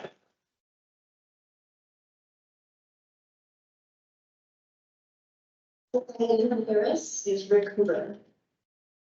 Judith Ray Stones, I'm probably the last citizen here who actually knew General Palmer, for whom I have the deepest amount of respect, and I want to talk about positive things today. I want to start out by thanking my city council member for the civilness of this meeting. I was actually at the meeting, which, by the way, was 22 years ago, not 20 years ago. I like people who do use math to get that correct. And I'd like to acknowledge that one of my favorite city planners, I honestly feared for his life at that meeting at Horace Mann 22 years ago. So Craig, I'm glad that you're still with us, and you've been a great city planner and transportation planner. But mostly I want to recognize someone who I might cry about, Nancy Lewis, who I served under on Parks Board, and who spent 4 years of her life, towards the end of her life, working on trying to document the legacy that Palmer left to us. And I put outside on the wall a map, a 1909 map of Monument Valley Park, which Palmer gave to the citizens of Colorado Springs. He made a point of not giving it to the city government. He had more faith in the citizens. He gave it to the citizens of Colorado Springs. And that map of Monument Valley Park from 1909 will show you in some detail at the impact of making Constitution into whatever you want to call it, that connects. It can't connect to I-25 because of federal regulations about how far apart they have to be. Down for 5 blocks on the west side of Monument Valley Park, which already was negatively impacted by the elevation and widening I-25. It's going to remove one of the key assets. My colleagues in finance at the university told me about 22 years ago, when we first started the Friends of Monument Valley Park, of which I was a member, that he calculated by that today's dollars, and this is 22 years ago, in today's dollars, Palmer spent $60 million on Monument Valley Park, one of our key assets in the community. And you cannot look at that map and not understand how quickly, adversely, that will be impacted. So please take a minute to look at that. Look at Nancy's book, which unfortunately is not widely available anymore. I hope that my city council member, to whom we gave a copy, has read it, if not, to go back and look at it again. And I'd like to commend the city, who just recently had a program on smart cities, micromobility. That is what we need. We're a recreation city. We can use micromobility for computing and for recreation. We have rails to trails. And actually, I love the fact that we hired Mr. Beeston, who I discovered knows about trees. He knows the names of trees. And we're going to go to green infrastructure. The drainage problem is enormous. If you look at Templeton Gap, look at the elevation. Templeton Gap is higher than any of us. Comes down into the city. Read John Harner's book. All of the poor people live along the floodway. The Templeton got floodway and then their ditch have been remade, widened over and over and over. Because that's where nature sends the water. All that water is gonna come down, be elevated with whatever you do in the Constitution. So please, read Nancy Lewis, appreciate the heritage we have, think about drainage, appreciate green infrastructure rather than more concrete. Thank you, thank you, thank you.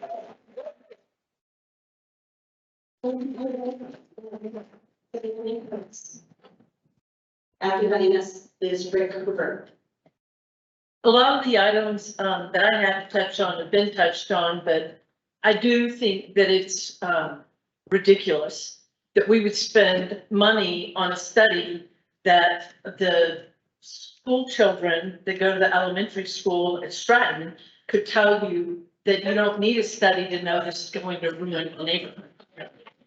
So my thought is, and y'all keep talking about this study, which suggests that the money is there.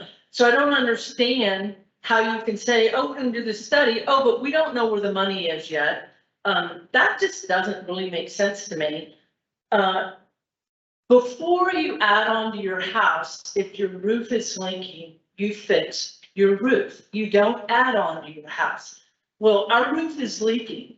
Any road in this street, in this city, you drive down, has got potholes all over it. And that needs to be fixed before we build anything else. It's going to happen. So if y'all can find $2 million to do that, that would be great. Because you can't, I mean, drive down a circle, it's horrible. South Nevada is horrible. Oh, that's right, LaSalle that I live on is horrible. So let's fix that first. And then my other question is, who's doing the study?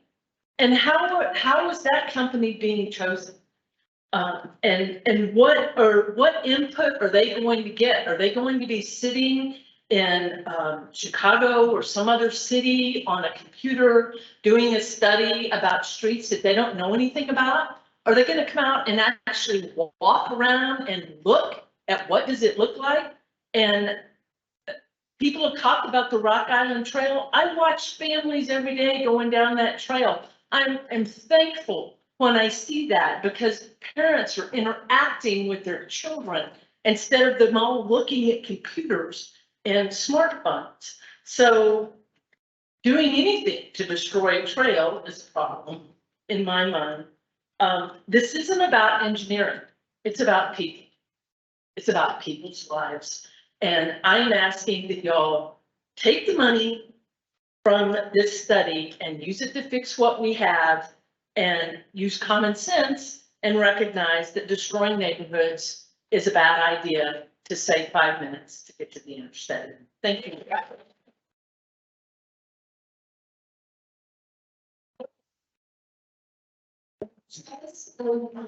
I'm wondering if you can help answer, because I heard a lot of questions there from Diana, but one in particular, I think, given that ConnectCOS is full of over 160 items, I think, all of which would have to be funded at some point in the future, if you could just describe how that works, like the budget process for all this project and all others, what that actually looks like. I think that would be helpful for everyone. Sure. This is okay.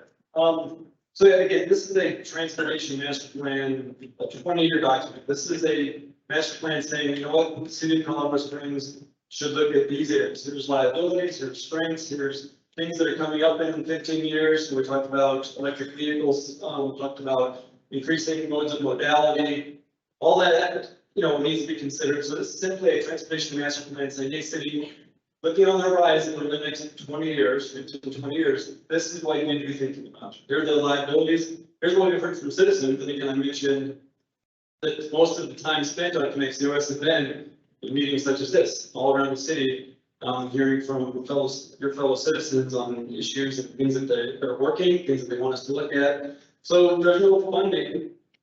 There's no timeline for any of these things. That is simply a, you know what, you should be looking at this over the next 20 years. I would say, you know, the last transportation master plan done by the city was the plan was done and never updated. Here we are today. I would say that we need to update this plan once we get the plan done, whether the study's in or not. I would say 7 years goes by and we just look at it. We say, okay, are we following our plan? Do things still make sense? Do they not? What needs to change? We need to do a refresh and update on that plan. So does that help? Yeah, and I think one of the things is budgets for the city are approved every year by city council. So, you know, if at some point this actually does end up, this would be a line item in the budget, correct?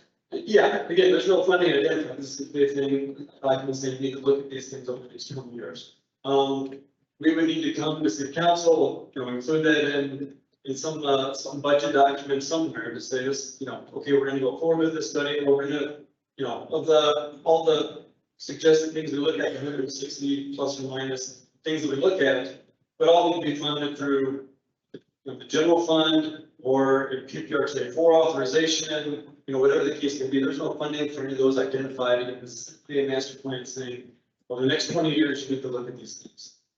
Thank you. Okay, go ahead, Rick. Yeah, my name is Rick Cooper, and I live in Russell Kills Acres. Hi, Travis. Good seeing you. When we get the microphone in here. You know, I sat on the East-West Mobility Study 23 years ago. And trying to figure out how this thing's gonna go away, it's like trying to figure out which tooth of the buzzsaw hit the wood first. And I swear, I sat on the CTAP, and you're right, they're citizens. Not a lot of them, but they decided 23 years ago, I mean, 10 years ago, to put this on CTAP or PPRTA 2. CTAP took it off. This time they're putting it on. PPRTA took it off. I also said on the truck study for east-west truck routes and north-south truck routes, Constitution was taken off because Constitution hit. On the east-west mobility study, we used the ladder effect. Woodman, Palmer Park, Austin Bluffs, Platte, and Martin Luther King. Martin Luther King has not been completed. When we did Woodman, it was designed and built as a B, and a B knowing it was going to fail within 20 years. And now it's operating at about a D level. So I'm wondering why or who continues to bring this back as an issue for the middle of the Colorado Springs. The best east-west route is a north-south.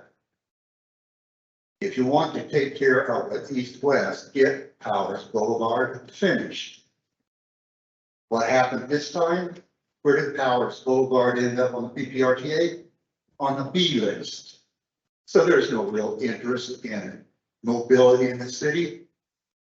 Because if there was an interest, Powers Boulevard, completing Powers Boulevard would be on the A list. And CTAC sent that list to us. So I want to ask, and just a final note, is we spent a lot of time after the East-West Mobility Study organizing over 2,500 people between I-25 and 24 to stop or to get the Rock Island Trail approved. Veronica did a good job describing it.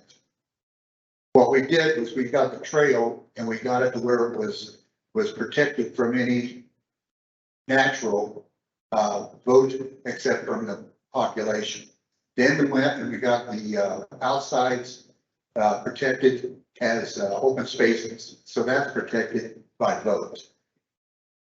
So where are you going to dump everybody, all this traffic at Union Boulevard? Where's it going to go? Constitution Hill? We had trouble keeping trucks off of it now. So what it's going to do, it's going to put trucks in the Union, which is already a truck route. But it's also going to increase the number of east-west trucks trying to do Constitution Hill. And finally, I would like to say, if you mess with bull, expect the horns. Lynn,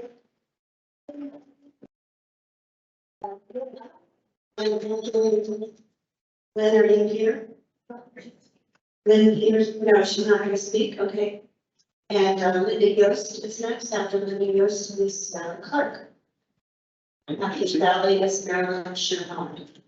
Hey, Nancy. Yeah, Travis. oh, okay, sorry, yeah, go ahead, Travis. Linda, if you're here. We're gonna be about 5 filters, man.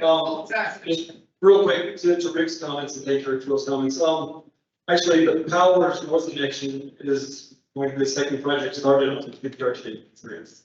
And so that is important, as you mentioned, that, Powers corridor do not only go north, south, but east, west, and so that's actually going to be the second project, we'll pick up in 3 dimensions in the north.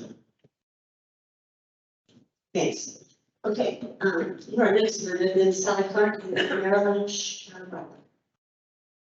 Morning, I'm Linda Yost. I'm grateful for this opportunity to be heard by the city council. And I'm also very pleased to see Colorado Springs represented in more neighborhoods than my own of the old North End. A lot of the things that I was going to discuss have been. A couple things I want to point out is that concrete is never the answer for a traffic solution. I just, not too many years ago, came out of Austin, Texas. If you've ever been there to drive, it's unbelievable. That city, like Colorado Springs, is absolutely beckoning growth. I understand progress. I understand growth. I also understand the city council and planner, urban development's job is to, if they're going to put in large density projects, is that the infrastructure needs to be also provided for. It seems to me that if we're looking at something 20 years, 20 years, 20 years again, while we're continuing to build the east end to join the west end, there's a developing problem. The two aren't meeting. The other things I want to consider is I'm grateful for the historic value of Palmer donating Monument Valley Park. I happen to live in 2400 Wood Avenue, where the project is going to literally be coming on the north end of Monument Park and right across our fence on the Beacon. Looking at that area, there's already a spur railroad, which could, if we didn't destroy it with this project, serve in the future to alleviate concrete and car traffic into a light rail. Sometimes I think our planning is too short-sighted and it doesn't look for the future. Let's say that we actually approve this project. Let's say that it actually goes through.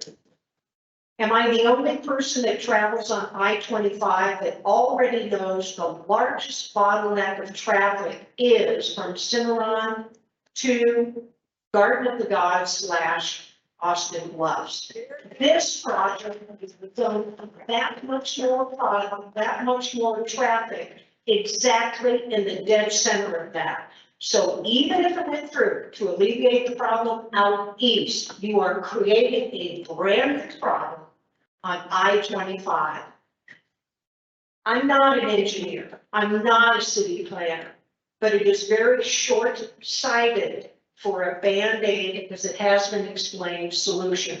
No one wants their own neighborhood, the old not in my neighborhood acronym, to have things develop and happen in their neighborhoods. I think it's short-sighted, it's bad planning. It was no 20 years ago. I cannot even imagine why, other than evidently $2.5 million is in somebody's offer, to go spend money on something we already know the answer to. No.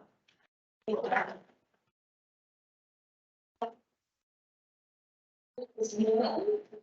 then Courtney.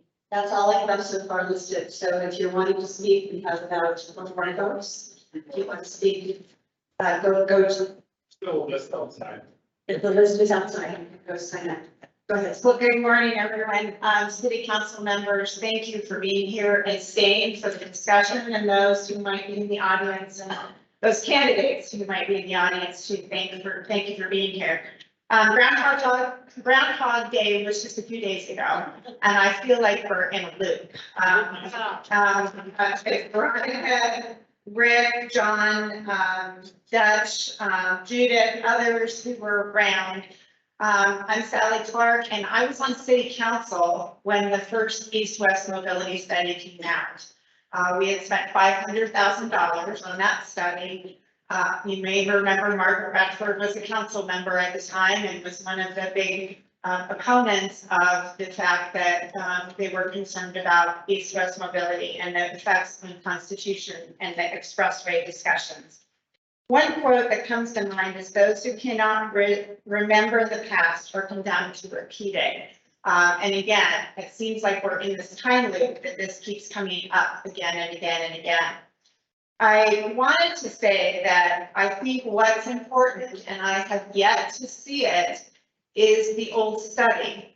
I did some research, and there was an article, and I'm sure Craig Blewett's in the audience as well, that in 2000, in the Business Journal, earlier this week, members of the community gave feedback on the East-West thoroughfare in Colorado Springs, and city officials are hoping that will contribute to a more successful plan to unclog the city's traffic. And there are some sensitivities to expanding the road in the community, said Craig Blewett, the city transportation planning manager. Exactly which road in Colorado Springs will become the primary east-west arteries is certain. And Blewett said that the Denver-based group, BRW, looked at several existing east-west roads, including Woodman Road, and confirmed that Constitution Avenue could also be considered. They spent $500,000 on that study. I think it's time to dust that off, look at the plan, see what's changed. Because when I was on council, we said no. And that it is important. When I look at my neighborhood on the west side, we saw what happened when I-25 was expanded and the big walls went up. It separated the neighborhood. Highway 24 West, when that happened way before my time, I've only been here almost 4 decades, but that happened before us. It split the west side in half. I'm not saying that some of those highways weren't necessary, but I do think that these have to be taken into consideration. And at the same time, I think it's a little schizophrenic to look at narrowing and traffic calming in some neighborhoods like mine, but we're looking at taking an arterial and narrowing it to 2 lanes versus 4. And then we're looking at creating bigger expressways and others. This is a quality of life issue. I hope you will dust off that old East-West mobility study and share it with all these folks here today and with the community to make sure that we consider this. I think it's important. Somebody said somebody about FHWA, the Federal Highway Administration. The new look at how we do things is not to split neighborhoods farther apart, is to bring them together. Thank you very much for your time today, and thanks for everything.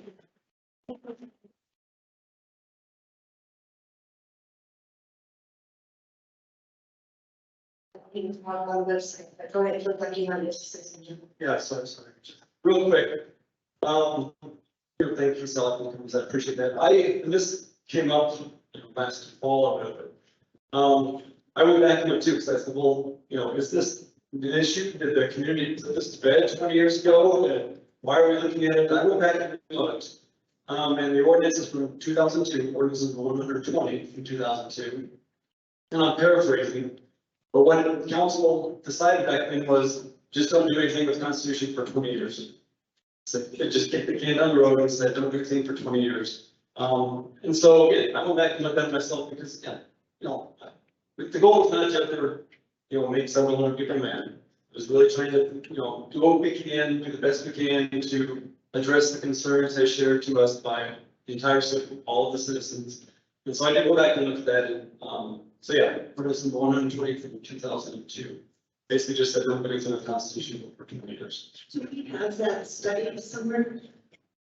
Do we have it? Yeah. I'm assuming I'll look to Todd, did we look at that? Is that something we could add out on the website? Okay. Yes. Thank you. Marilyn. And I think you're Jill. I'm Marilyn Shambone. I just, as I've listened here today, I was one of those hundreds of people that couldn't get in, the last, meeting. Yeah. Anyway, from my experience here, it seems as if the neighborhoods that would be the most affected by this expressway are really the heart and soul of Colorado Springs. We started here. We are what make up what's so beautiful that leads into the downtown area. And the downtown area of Colorado Springs is thriving still. If you in any way disrupt these neighborhoods, you're going to disrupt the downtown area as well. Yes, you may be able to get to I-25 faster, but that isn't going to really help. Can keep the downtown area so vibrant. The other thing is I moved here 53 years ago from Chicago. I remember listening to a radio one day and there was a helicopter. It was a radio program and they were talking about a helicopter reporting on the traffic. And I thought, are you kidding? There is no traffic. This is, I mean, I came from Chicago. There were all kinds of helicopters going around. And the truth is, we really hardly have anywhere near the traffic that understands. I travel Fillmore all the time, whether I connect them with Union or stay on Fillmore and connect with Constitution. It works fine. I don't wait long at all. I mean, we're such an instant society. We have to be from here to here, just like that. No, we don't. No, we don't. And we're doing just fine the way we are. It's not horrible. You go move to a bigger city and you'll know what the difficulties of traveling are. And so I just want to suggest that you consider the heart and soul of all of these neighborhoods that we all live in. And I have lived on Royer. I've had a house on Royer in the next to Von Shopping Center. I've lived on TownHall for 10 years. And I'm now living at Tremont, which is on the very edge of Monument Park. If that expressway goes through, it will be right next to my parking lot. And it will ruin Roswell Park, all of the areas there. So I hope the other commissioners are going to hear this. I know you have a lot of responsibility. I know this is just one area of town. You have to be considerate of all areas of town. So I appreciate the difficulty, but this is key to keeping the downtown as beautiful as it is. Thank you. Thank you.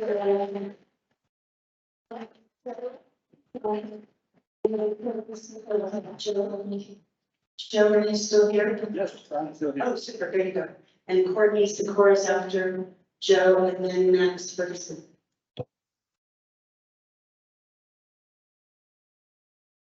This would be a very quick meeting. 3 points, possibly 4.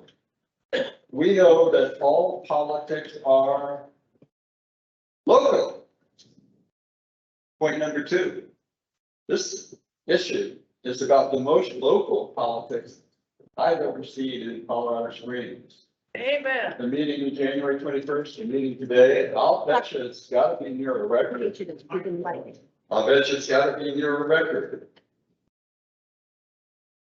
Point number 3.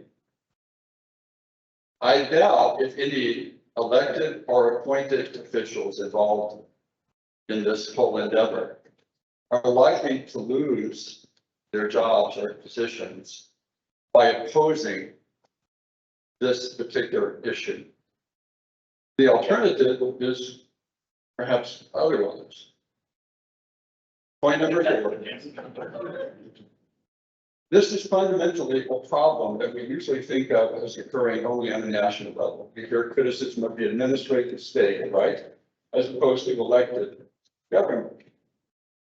One of the wonderful points I've heard raised several times tonight is the question, why can't you kill this thing? It's like Night of the Living Dead, right? Zombies rising up from the grave, grabbing you, like drag you down into the grave with them. It's the administrative state. Elected officials are pretty responsive to big groups like this. But then they appoint people because we feel like we need experts to tell our elected officials what they should decide. There's a place for that, but it becomes excessive and it has to be limited. The growth of the administrative state has to be limited on both the national and all local levels. And it's limited by citizens such as ourselves taking a position on issues like this and saying, no, elected officials say no to these things, don't allow these processes to continue and then to be continually resurrected again. Americans across the board, cutting across all political spectrums, are sick and tired of these monsters being resurrected from the dead and trying to drag us down. Thank you very much. Thank you very much. Is next person.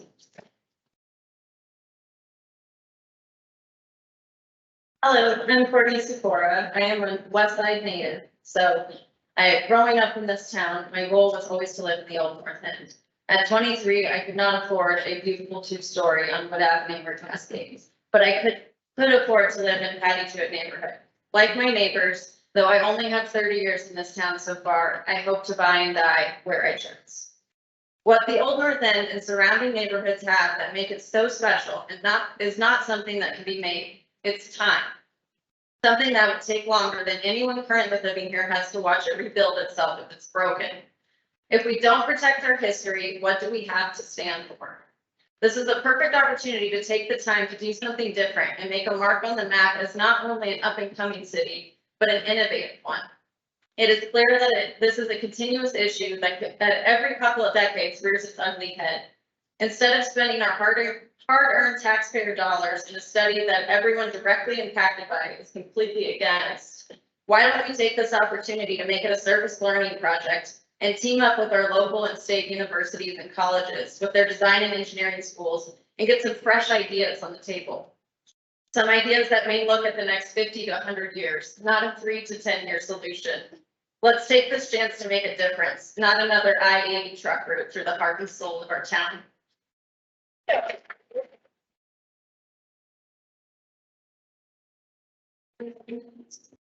It's for this minutes with an ED holder.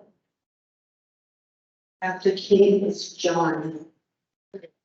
John. Hi, my name is Nick Ferguson. I'm a Waston High School graduate of T-Bird.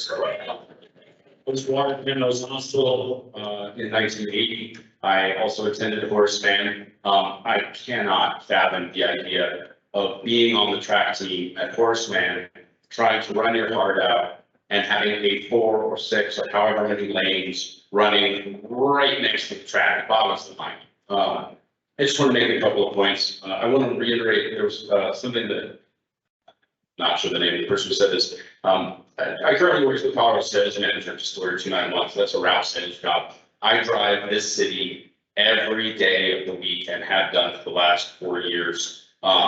And I just want to reiterate that for anybody who's lived in a real large metropolitan area, and I've lived in Boston, I've lived in New York, I've been to LA and lots of other places. Traffic in Colorado Springs is not that bad. I can drive one end of the and it takes no more than 20 minutes to get anywhere. So that's first.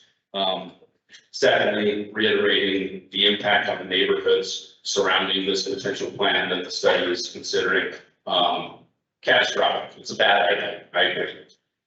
Thirdly, I think that something that hasn't been said is, as a city, if we're going to do something with the Colorado Springs utility property on the other side of Fountain Creek from Monument Valley Park, let's come up with something more creative, more beautiful, and more economically vibrant than a big road. Thank you.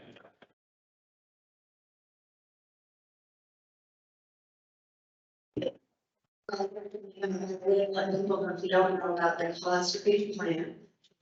Go check that out. There's some really incredible visioning for what could happen along Monument Valley Park, between I-25 and, whatever happens, we need to tie in and need that to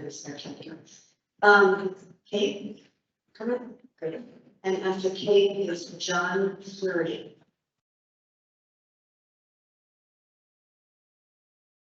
Beautiful member of Honeyville, which I love. I just wanted to talk about sense of place for a moment and how sense of place is so important and how we cultivate and maintain sense of place and community is important, especially in this time of isolation and increasing disconnection. And how rare it is to have neighborhoods that have a sense of place and intentionally create community. Rootedness is a value. And belonging is a value and has value. And this expressway has the possibility in a town of builders that tends to put profit before people, of disrupting. And you've heard about in a myriad of ways that people have talked about all the different practical ways that this could happen and all the different concerns. And especially how this would disrupt place and community and belonging. And there is a profound human dimension that's beyond all the logical reasons, just head reasons of how this could affect who we are and how we connect. I work as a chaplain, and I see this every day in my work. And in the last 12 days, I've done 4 different funerals. And people don't talk about roadways, they don't talk about any services getting to different places. What they do talk about is what it means to belong. What it means to belong to people and place and connection. They talk about love. They talk about who they are in the world and their neighbors. And so in thinking about this expressway, there are so many creative possibilities of how we can engage in the world and other different ways of being. I don't dismiss that there are challenges around transportation in the city. However, there is a profound connection to place and a human dimension to this. And this expressway does disrupt the sense of the place and connection to space. And that is very, very profound. And I would be appreciative if we could acknowledge that and take that into consideration. Thank you. We'll give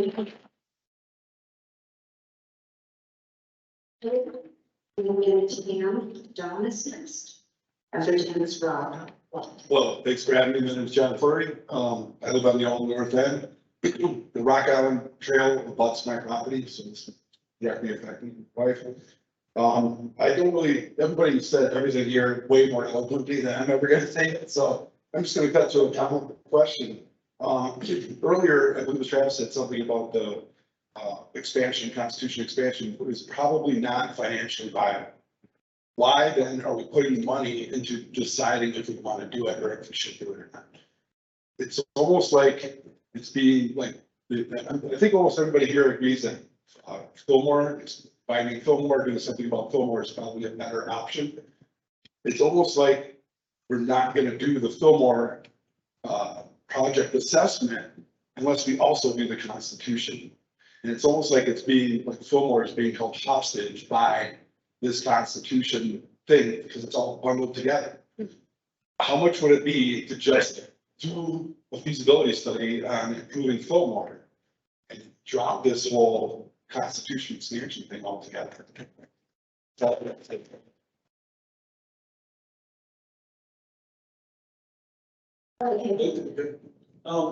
Great point. And I think, again, I'm just looking at a very high level. You know, as I look at it, as I look at the bridges, the corrections that would be needed, a very high level and a quick, review of a few minutes, and that's it. That's why I don't think it's gonna be feasible, but there's no engineering that's been done. There's no study to actually validate my thoughts. That's why we look at it with a little bit more depth to say, you know what? Yeah, these costs are astronomical. The benefit cost ratio makes no sense. There's little congestion that is safe for this, or whatever the scenario may be. Right now, I'm just sitting up here saying what I think, but there's been no further vetting of that. And so that's why we're looking at it. The other point that I make quickly, again, we could look at Fillmore too. We look at everything simple Colorado Springs in this area. I was just talking to a gentleman a couple weeks ago who lives off Fillmore, and he said, "Why in the world would you look at Fillmore and not Constitution?" And so that's the catch-22 that we're in. We're just trying to find a way to objectively answer your very valid questions that you're all bringing here today, and very valid questions that I was just asked a couple weeks ago by a resident that lives off of Fillmore. And so I would just respond with that. Thank you, Travis. Let's see. Yeah, Donna, and then Dr. Chan as well. Good morning. I came here this morning with no intent to speak, but I've been very moved by what I've heard. When I moved here over 20 years ago, it was the first community I moved to, that when I shared with other Coloradans where I lived, I would hear, "I'm so sorry for you." There really wasn't any sort of pride from what I was hearing from my Denver, Boulder, Pueblo friends. And now I'm proud that many of them have chosen to move here. We chose this neighborhood. We wanted a neighborhood where we knew our community, and it certainly is that, and I think you're hearing that today. Sometimes I feel as though Colorado Springs wants to be a different city and doesn't often recognize the specialists that we have. So what I worry about with any plan is that it's saying that we as a community would consider putting an expressway through a neighborhood. It might not happen, but just the fact that we as a city would say that's something we should explore, I think tells future generations we didn't value this historic neighborhood, which is so precious to just don't get back.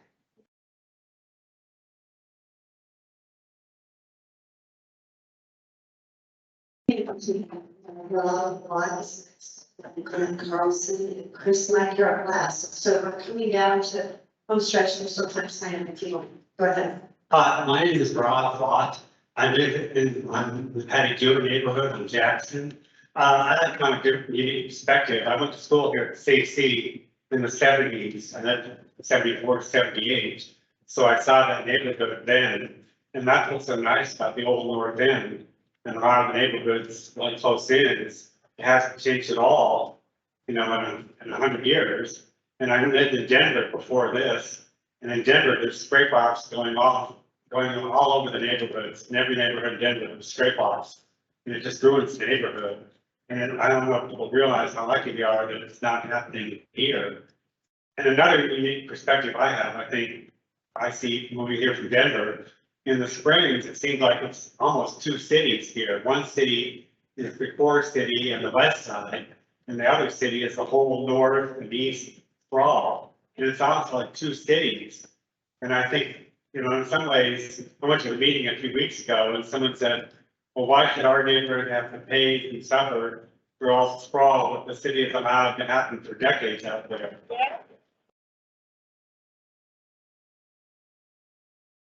I do think they need east-west streets, but I think like Fillmore is a better option.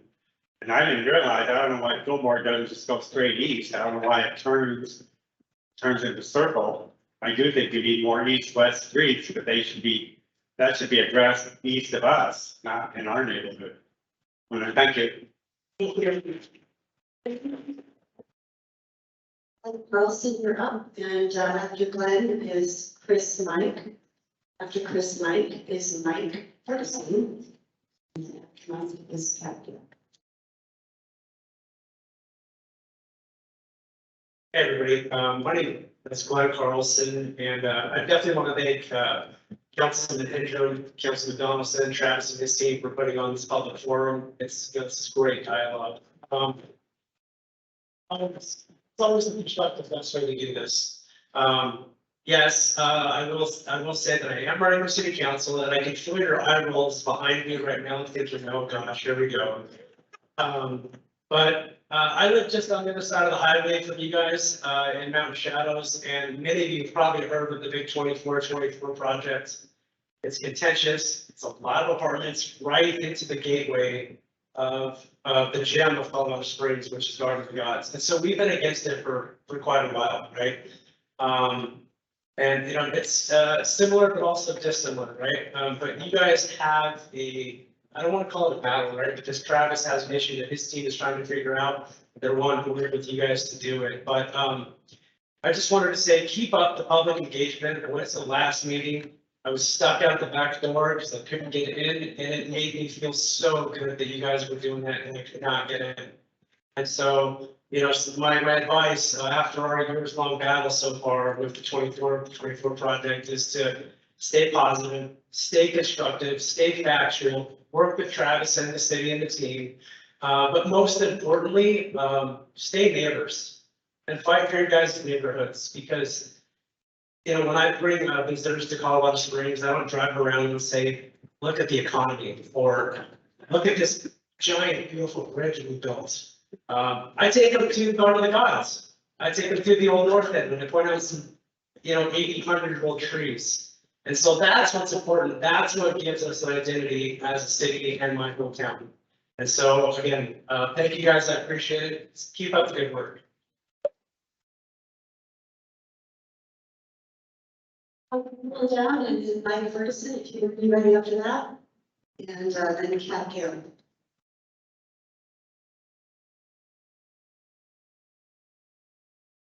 Hello, my name is Chris Mike. I so appreciate this meeting today and the council members and project managers that are here. I know how challenging this can be, trying to get consensus amongst community members in light of a bigger problem that we have, which is a growing city.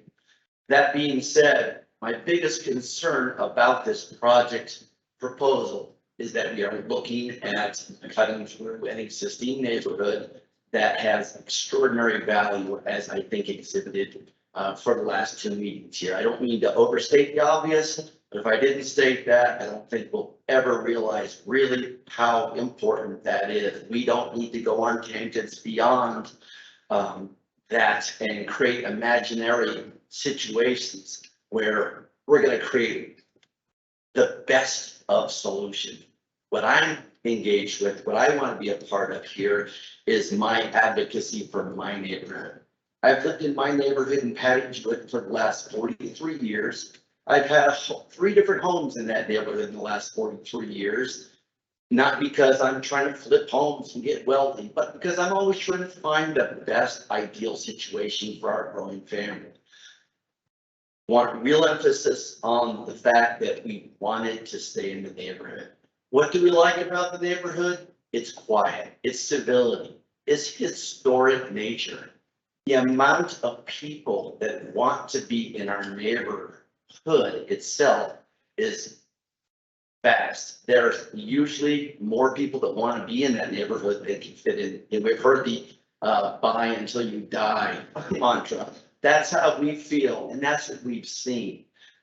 There are bigger homes, there are more fancy homes, but boy, oh boy, as far as a neighborhood that values peace, harmony, civic action, family likability, affordability, you cannot beat the area that is going to be disrupted by this bypass that's going through. I've been riding my bicycle to work for the last 43 years. I work at Penrose Hospital.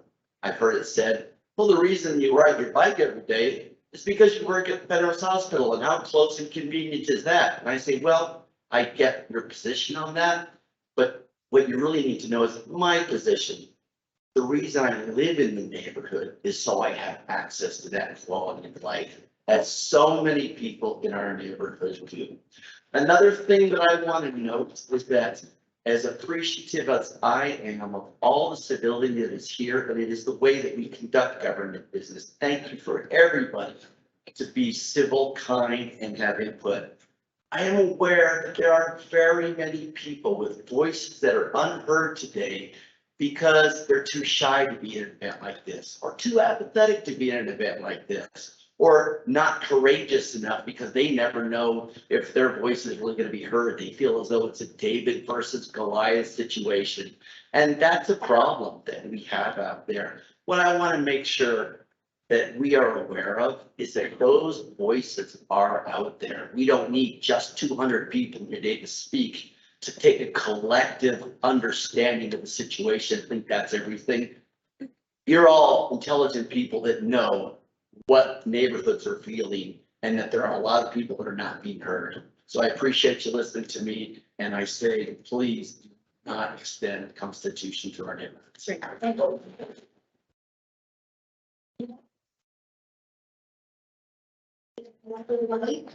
I believe it's last person again, still a few more minutes to change your mind. Kathy, go ahead, Ryan.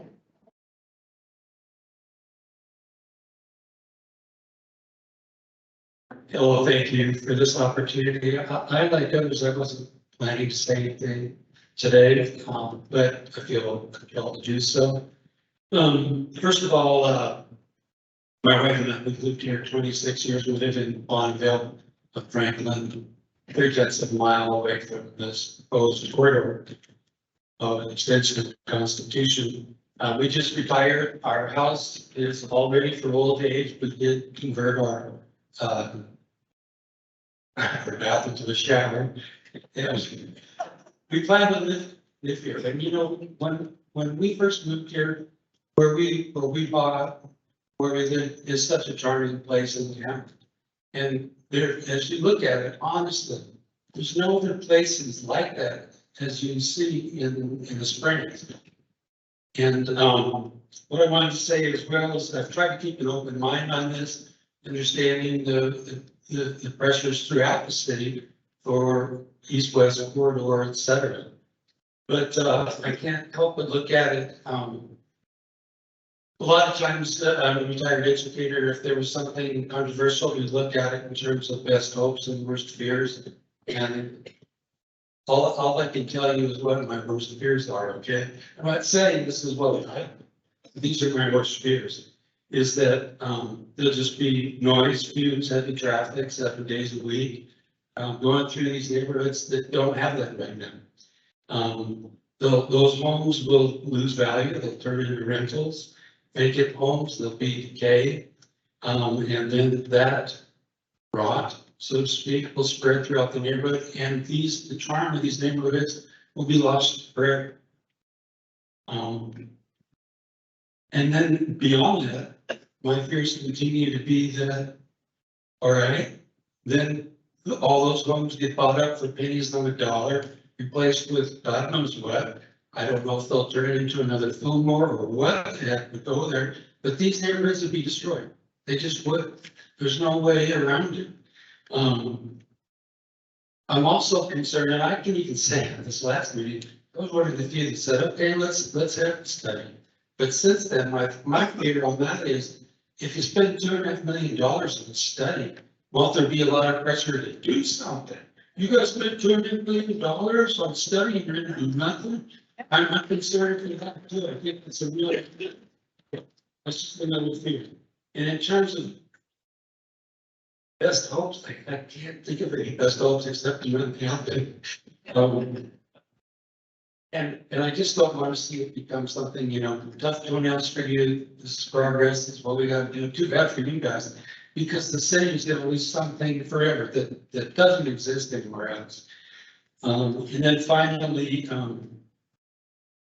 would any of you recommend, or even say to your families or to your friends or relatives, hey, I think it'd be a great idea to buy a property on the South or along Prospect or somewhere that's right adjacent to that. I mean, if this thing goes through, it's not going to be a desirable place to live. And you have to think of them. Thank you so much for this opportunity. Thank you.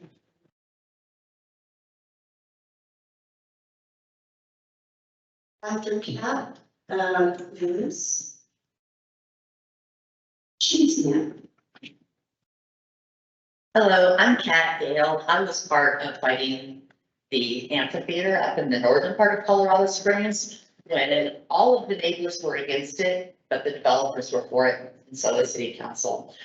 Anyway, thank you very much, Councilman Donaldson, for saying neighborhoods are fragile, neighborhoods are important, and neighborhoods are worth fighting for. And I'm here to help you fight for your neighborhood. The rest of Colorado Springs has become the Truman Show, and people need places to live. That's wonderful. But this is the core. This is the heart. I heard one woman earlier say about how many houses or how many streets are going to be closed off and lose their access to Constitution. And I could think of the movie Cars when they built the interstate and then that little town was lost. It's the story of Route 66. It's the story of so many places in the United States now. We have Mill Street neighborhood fighting for their existence and identity. And we have truly the heart of Colorado Springs. Also, if you're closing off the access for all of these streets to get to Constitution, what if the next fire hits here? How are these people getting out? We thought fires were on the west side, but then we had Black Forest. And then look what happened in Superior and Boulder and Louisville. No one ever imagined a fire coming there. So please remember what makes this neighborhood important, the safety, the access. It's not growing for growth's sake. If you have growth that's out of control, we call it cancer. It's time to have smart growth. It's time to protect the city. Let's use this $2.5 million to protect what we have and to build it better. Thank you.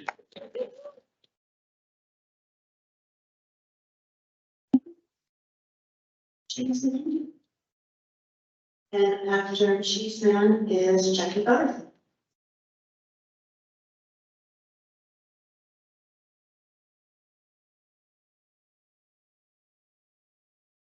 Hello, my name is Chief Man.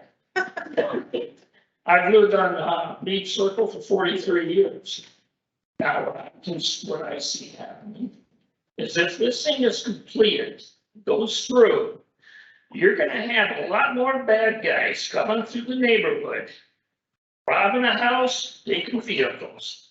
I just caught a guy a couple of months ago underneath my truck trying to get the converter. Luckily, I caught him, but he was a lot younger and he got away.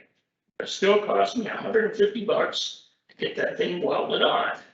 But you're gonna invite a lot of bad people through the neighborhood because they can get in and out real quick. And they will do that. And I'd like to know on the study where this company is it in state or out of state? That's doing the study. I'll go ahead and answer that, Trustee. Okay.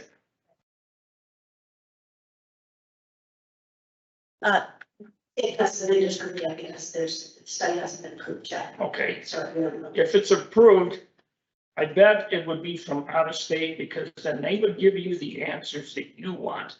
Colorado's known for doing studies and using out of state firms. Seen that over and over again. And the other thing with this, if you put this thing in, the amount of lighting that would be required would light up neighborhoods everywhere, all night long. That's what I see. But, yeah. But hey, thanks. My name is Chief Man.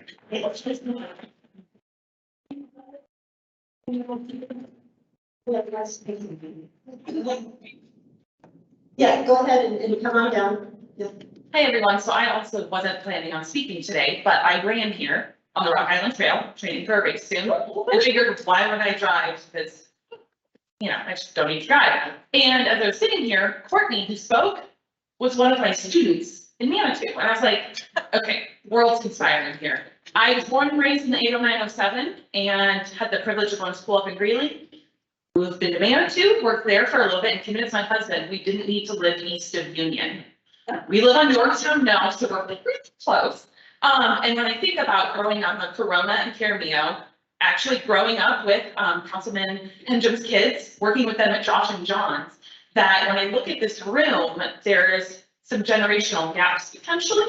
And seeing that as my husband and I have chosen to live in our neighborhood and are so excited for the next chunk of trail to be expanded. Was a little bummed to see the trees go down because the dogs love them, but knowing that trail waste is coming in is just immense, right? We have no intention of moving. We don't know where we go because we really like where we're at, and there's a reason why we've stayed here. So when I think about everything everyone has shared, from the impacts of economic growth, I joke that Friends lives in Nebraska, part of Colorado Springs, because it's so far out there. And when I think about the voice of what it means to be in the 719, it's really this community. And I know I'm super biased because I've lived here for 35 years in the same zip code, but it means something. So just super encouraged to have this space. My father was able to come 2 weeks ago. He elbowed his way in, so proud of him for taking a stand for those who are also going to be impacted by this, and hope that people continue to recognize that there's value in having these conversations and getting the right information before big financial decisions are made that will impact not just us, but future generations. Thank you, Jackie.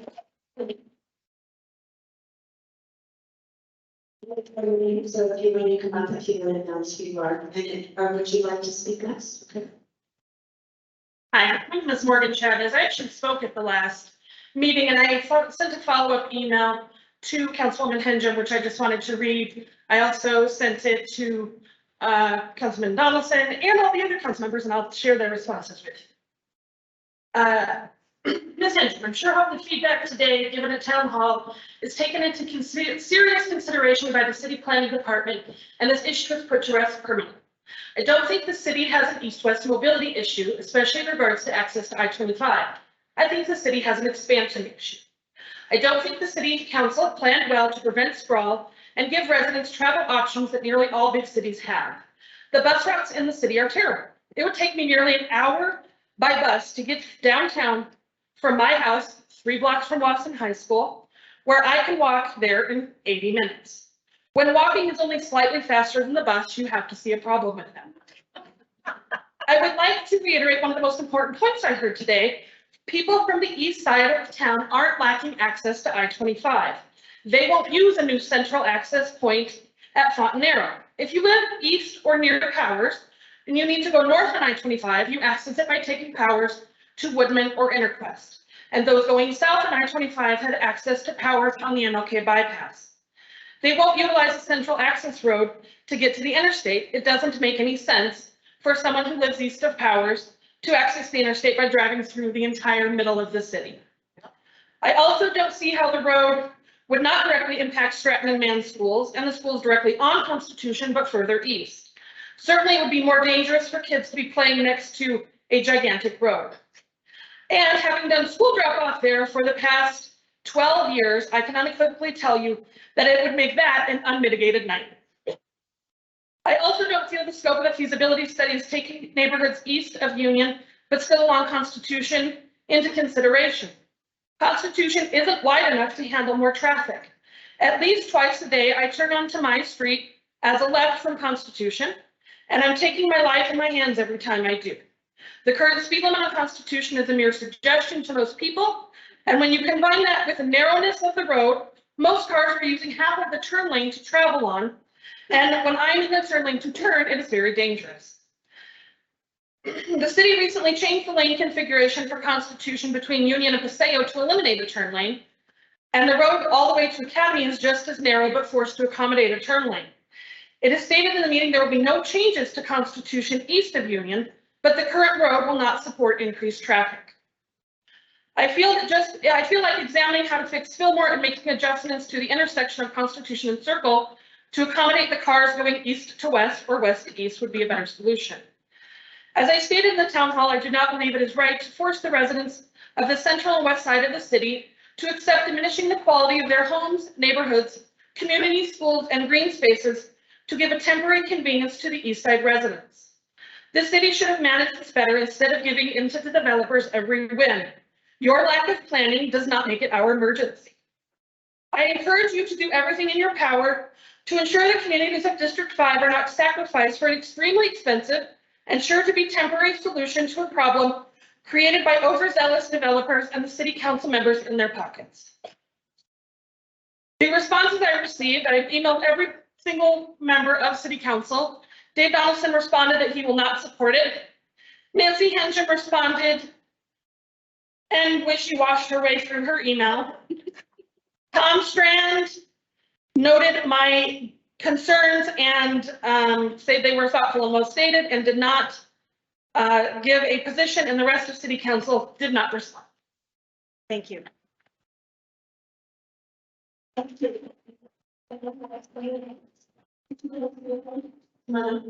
thank you.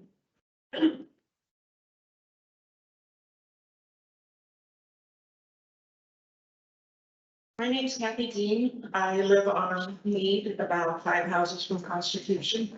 So I am greatly impacted by this. I don't like having to go north when it's icy because the north side of my street is just impacted terribly. But my first home was on Bonfoy. So 100 years ago, you could walk across the street and we would go to, my sisters and I, we would go down, they'd go to Horseman. I was distracted. So this is my neighborhood. It was really pretty special when I got to go back into my old town and walk my dog past my elementary school. The one thing I have not seen in the plan, and that's the only reason I'm here, along with supporting everyone. What happens at Union and Constitution? We already have horrible accidents at that intersection. Are you planning on putting a roundabout? Is it going to be a huge bottleneck? How, or is this just a way to say, oh, golly gosh, we need to extend this line further east on Constitution? How is that going to be addressed? Because you're adding a lot of traffic going through that intersection. And it's already, like I said, there's constantly like accidents that are pretty fatal. Most of the people on my street have been hit at some point or time. So anyway, I'm not seeing that in the plan. It's like, oh, here you go. We're just going to do this part. But I think there needs to be a continuance of what the city is thinking down the road as well. Thank you. That's all. Thank you.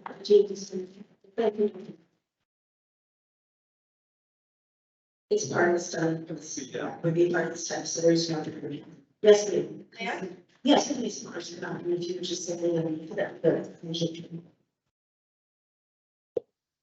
Hi, my name is Kristen O'Connor and I live in the Watson neighborhood and I use the Rock Holly Island Trail all the time, and I am also a retired city employee, so I see these study things come up a lot, or over the years when I worked for the city, and every time, I'm a little confused, every time I remember a study for even something small, there was always somebody's pocket that was getting cut if they're doing it, and it's like, if I do this study, I'm gonna hire my friend over here, but you know, it's all under the table and we're gonna, you know, make a lot of money just on the study alone, for instance, and we just keep kind of repeating ourselves. I thought it was interesting. Sally used the word schizophrenic and I thought that was great.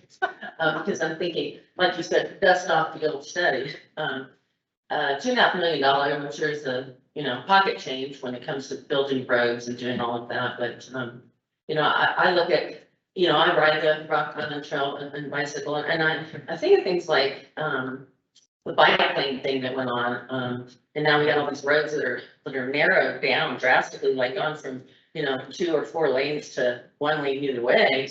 And the drastic change in, traffic congestion and frankly, road rage because of it.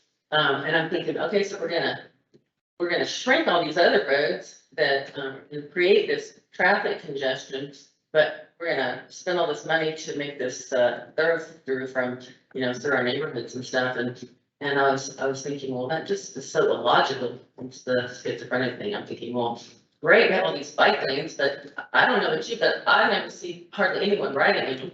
And honestly, I use the bike trails and I see gobs of people and families riding on them. And frankly, if I was a parent, I would want my child riding on those bike lanes, they'd probably get run over. And then of course it interferes with, first responders getting places because now they can get around traffic as well, and you know, the snow plows and things like that. So I just think the logic here is weird. And I was thinking to myself also, I was thinking, well, we're all doing this, and you know, yeehaw, we're doing it.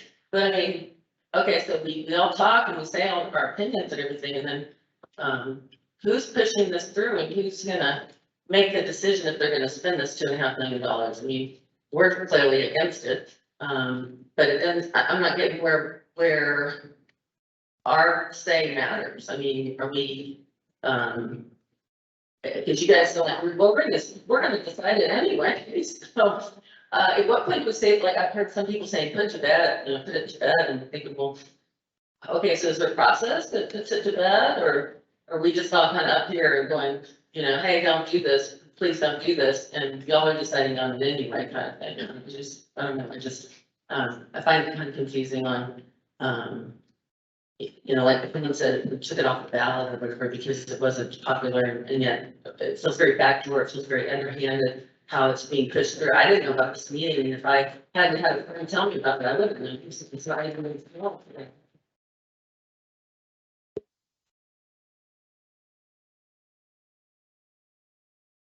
One, it will be decided in a vote that the public is all welcome to at City Hall. We could put that slide up, please, as a process. So, whatever happens will happen, on that day. The ConnectCOS will be voted on. This is one of many, over 160, I believe, items. I'm certain this one will be called out for an amendment or possibly removal entirely. We'll see how that goes. There's 9 council members that has to vote, pass by vote 5. So that's the answer to that question. Whatever that decision is will be made very public. And also you can go to the Citizens Transportation Advisory Board meeting, which is Tuesday at 5 o'clock at City Hall. I'm concerned about the size of the room and the number of people who may show up. Travis and many of you will be able to consider a different location or make sure, I don't know how many people will want to contact. We'll also be at the Planning Commission on the 8th, and then a work session on the 13th at City Hall. And the regular meeting at 28th will be the first reading, because it is voted in by ordinance, and the second reading will be March 14th. What time? So, we can, let's see. Which meeting, I mean, the city council meetings start at 10 o'clock. You can go to our city website, get all the information. That's what I would encourage you to do, is go to the city website and all the information. Agendas are published for every item that we vote on. Our process is really quite transparent. I hear a lot of concern that people don't believe that we have transparency. We do. Part of your responsibility as well is to learn about it. So we need to communicate it and you need to receive it. So it's a two-way street. How are you going to vote, Nancy? Let me finish, please. Regarding the concern or the question the last citizen just brought up about contractors going to France and so forth, that's very concerning to hear. And it's really important that you all know that we have a city auditor's office that is independent, entirely independent of the mayor's office. Jackie Rowland is our city auditor. There's about 12, I believe, or so FTEs that report to Jackie, and they audit all aspects of city and Colorado Springs utilities. And Jackie reports to city council. So if you have concerns about something illicit or incorrectly happening in the city, please let your city council person know, let your city auditor know. There's an ethics hotline on the website to report things such as that. That's not acceptable. I can't imagine my fellow council member or anyone on council or staff would find that to be acceptable. So I do want to make sure that you know that. Regarding the Rock Island Trail, I just want to say for a moment, whoever ran on it over here today, for those of you who use it, I use it as well. I don't know if they're in the audience, but I have seen some people very regularly walking the trail and picking up trash and litter. And I just want to thank those people. If you don't know who they are, maybe some of you are in here that do that. It's our responsibility not to litter, but it's lovely when we take care of our environment and clean up. And I often try when I go on a walk to bring a bag with me and pick up trash. So I just want to thank people for taking care of our community. I'm going to, I don't see anyone else who wants to talk. I'm going to pass it off and let you guys say something in the end if you'd like to. But just to finish up my comments here, I also am a buying guy. My husband's here with me. We bought our house 32 years ago. We live on the border, like the old North End of Township. And I sure hope I die in that house. So I concur. I love these neighborhoods and we are the heart of the city. I really do believe that. And I am so grateful to all of you for coming here today. I have an op-ed piece in the Indy that you can read about where I'm at with this. It hasn't changed. I'm not going to repeat that right now, but I am continuing to listen to everyone. And I'll see how I vote on the day of the vote. I'm continuing to listen to CTAS, to listen to this. We want to hear from CPAB, Citizens Transportation Advisory Board, and Planning Commission. Regarding trust, you know, I heard people, like, I came back to me from numerous people that a couple of weeks ago when we had to turn people away, people believed that we intentionally chose a smaller location because we didn't want to hear from people. You can believe that if you want, it's just simply not true. Someone talked about bias and looking for the facts that confirm your belief system. If you have distrust, that would be a way to interpret that. The reality is, I actually said, no, we can't have it down in the city administration building because that room isn't nearly big enough. Alex helped me find another location, and he did, and at that time, that was what was available to us. So we did the best we could then, and we realized we had to do it again because we had to turn people away. And we put those people up front. And so I just, you know, if you don't believe that there's intention here being transparent, I'm so sorry. But it's not true for me. I can tell you that.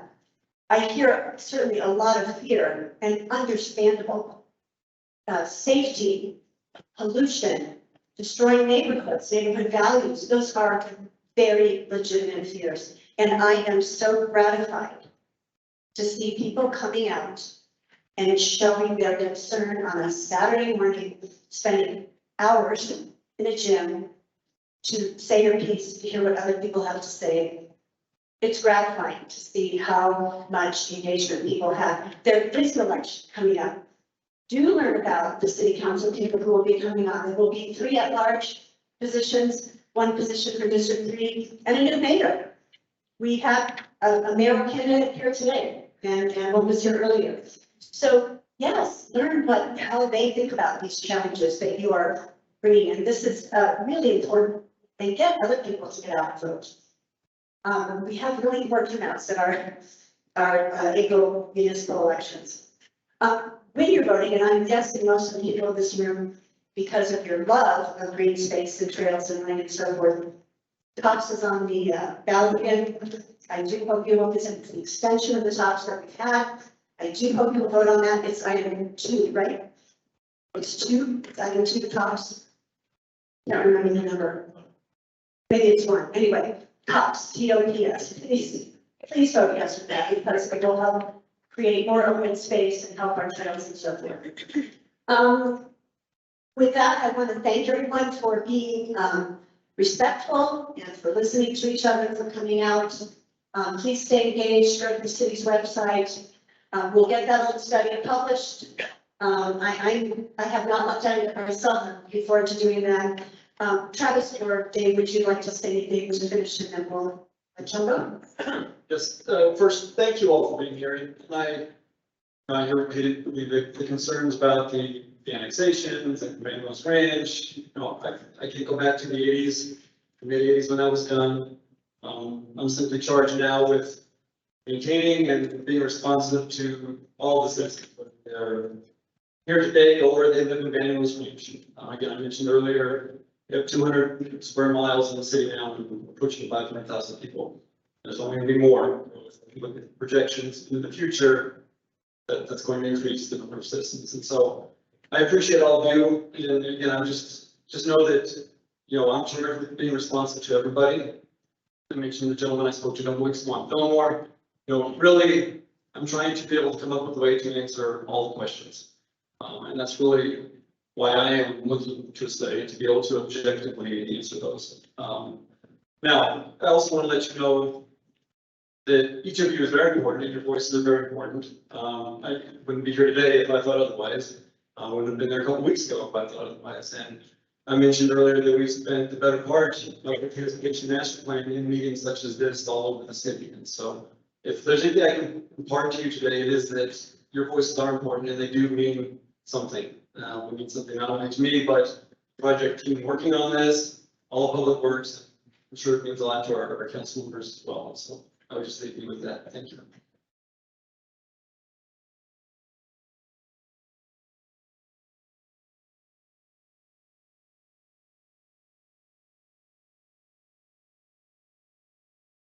So again, I'm Dave Donaldson, a councilman from District 1. One thing I do want to point out, this is, they call it Project 105 is this study. Project 106 was the actual extension of Constitution. Project 106 has been pulled out of ConnectCOS. That's correct, Travis? You go online, it's still on there, but it's been pulled, and Travis is going to have the IT people take it off that list so it's not confusing for citizens when you look. 105 is right now it's still titled as the Constitution Extension Study. And as Councilwoman Hincham pointed out, when this will come to council for a vote on the 28th. On the 28th. So between now and then, you have the opportunity to influence council men and women. You can send them emails to individually. If you go to the coloradosprings.gov, you can find all of our email addresses, or you can send it to all council, so ALL council, COUNCIL, at coloradosprings.gov. And that one email goes to everybody on council, and you can tell them, hey, I don't object to studying east-west corridors. I object to the Constitution extension. Please pull that out of the study. I think that's a pretty reasonable kind of compromise.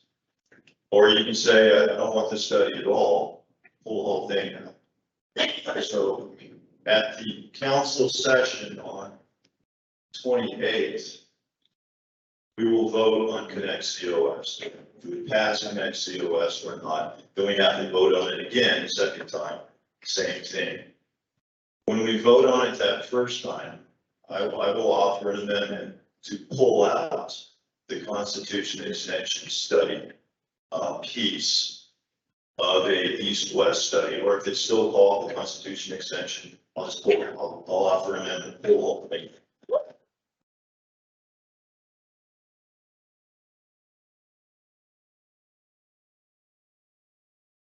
I know there's one other councilman who supports that, and I haven't gotten permission to say his name, so I'll just say it's who it was. I don't know about the others, but I do know this, that citizens will, you do have an impact. And this meeting has an impact, your emails will have an impact, your letters to the editor have an impact, your calling in to talk radio has an impact, all that stuff has an impact. So meeting, calling your council person and talking to them. That's how you can influence what's going to happen. I don't think that folks on the other side like Travis are doing this out of bad faith. They think we should do this study. Travis wants the data to say, you know, it's a good idea or a bad idea. I think it's a bad idea right now. I don't need this. So do those things I've suggested to you if you think that's what you want to do. Thank you for being here. You do, believe it or not, your individual action makes a difference, so do it.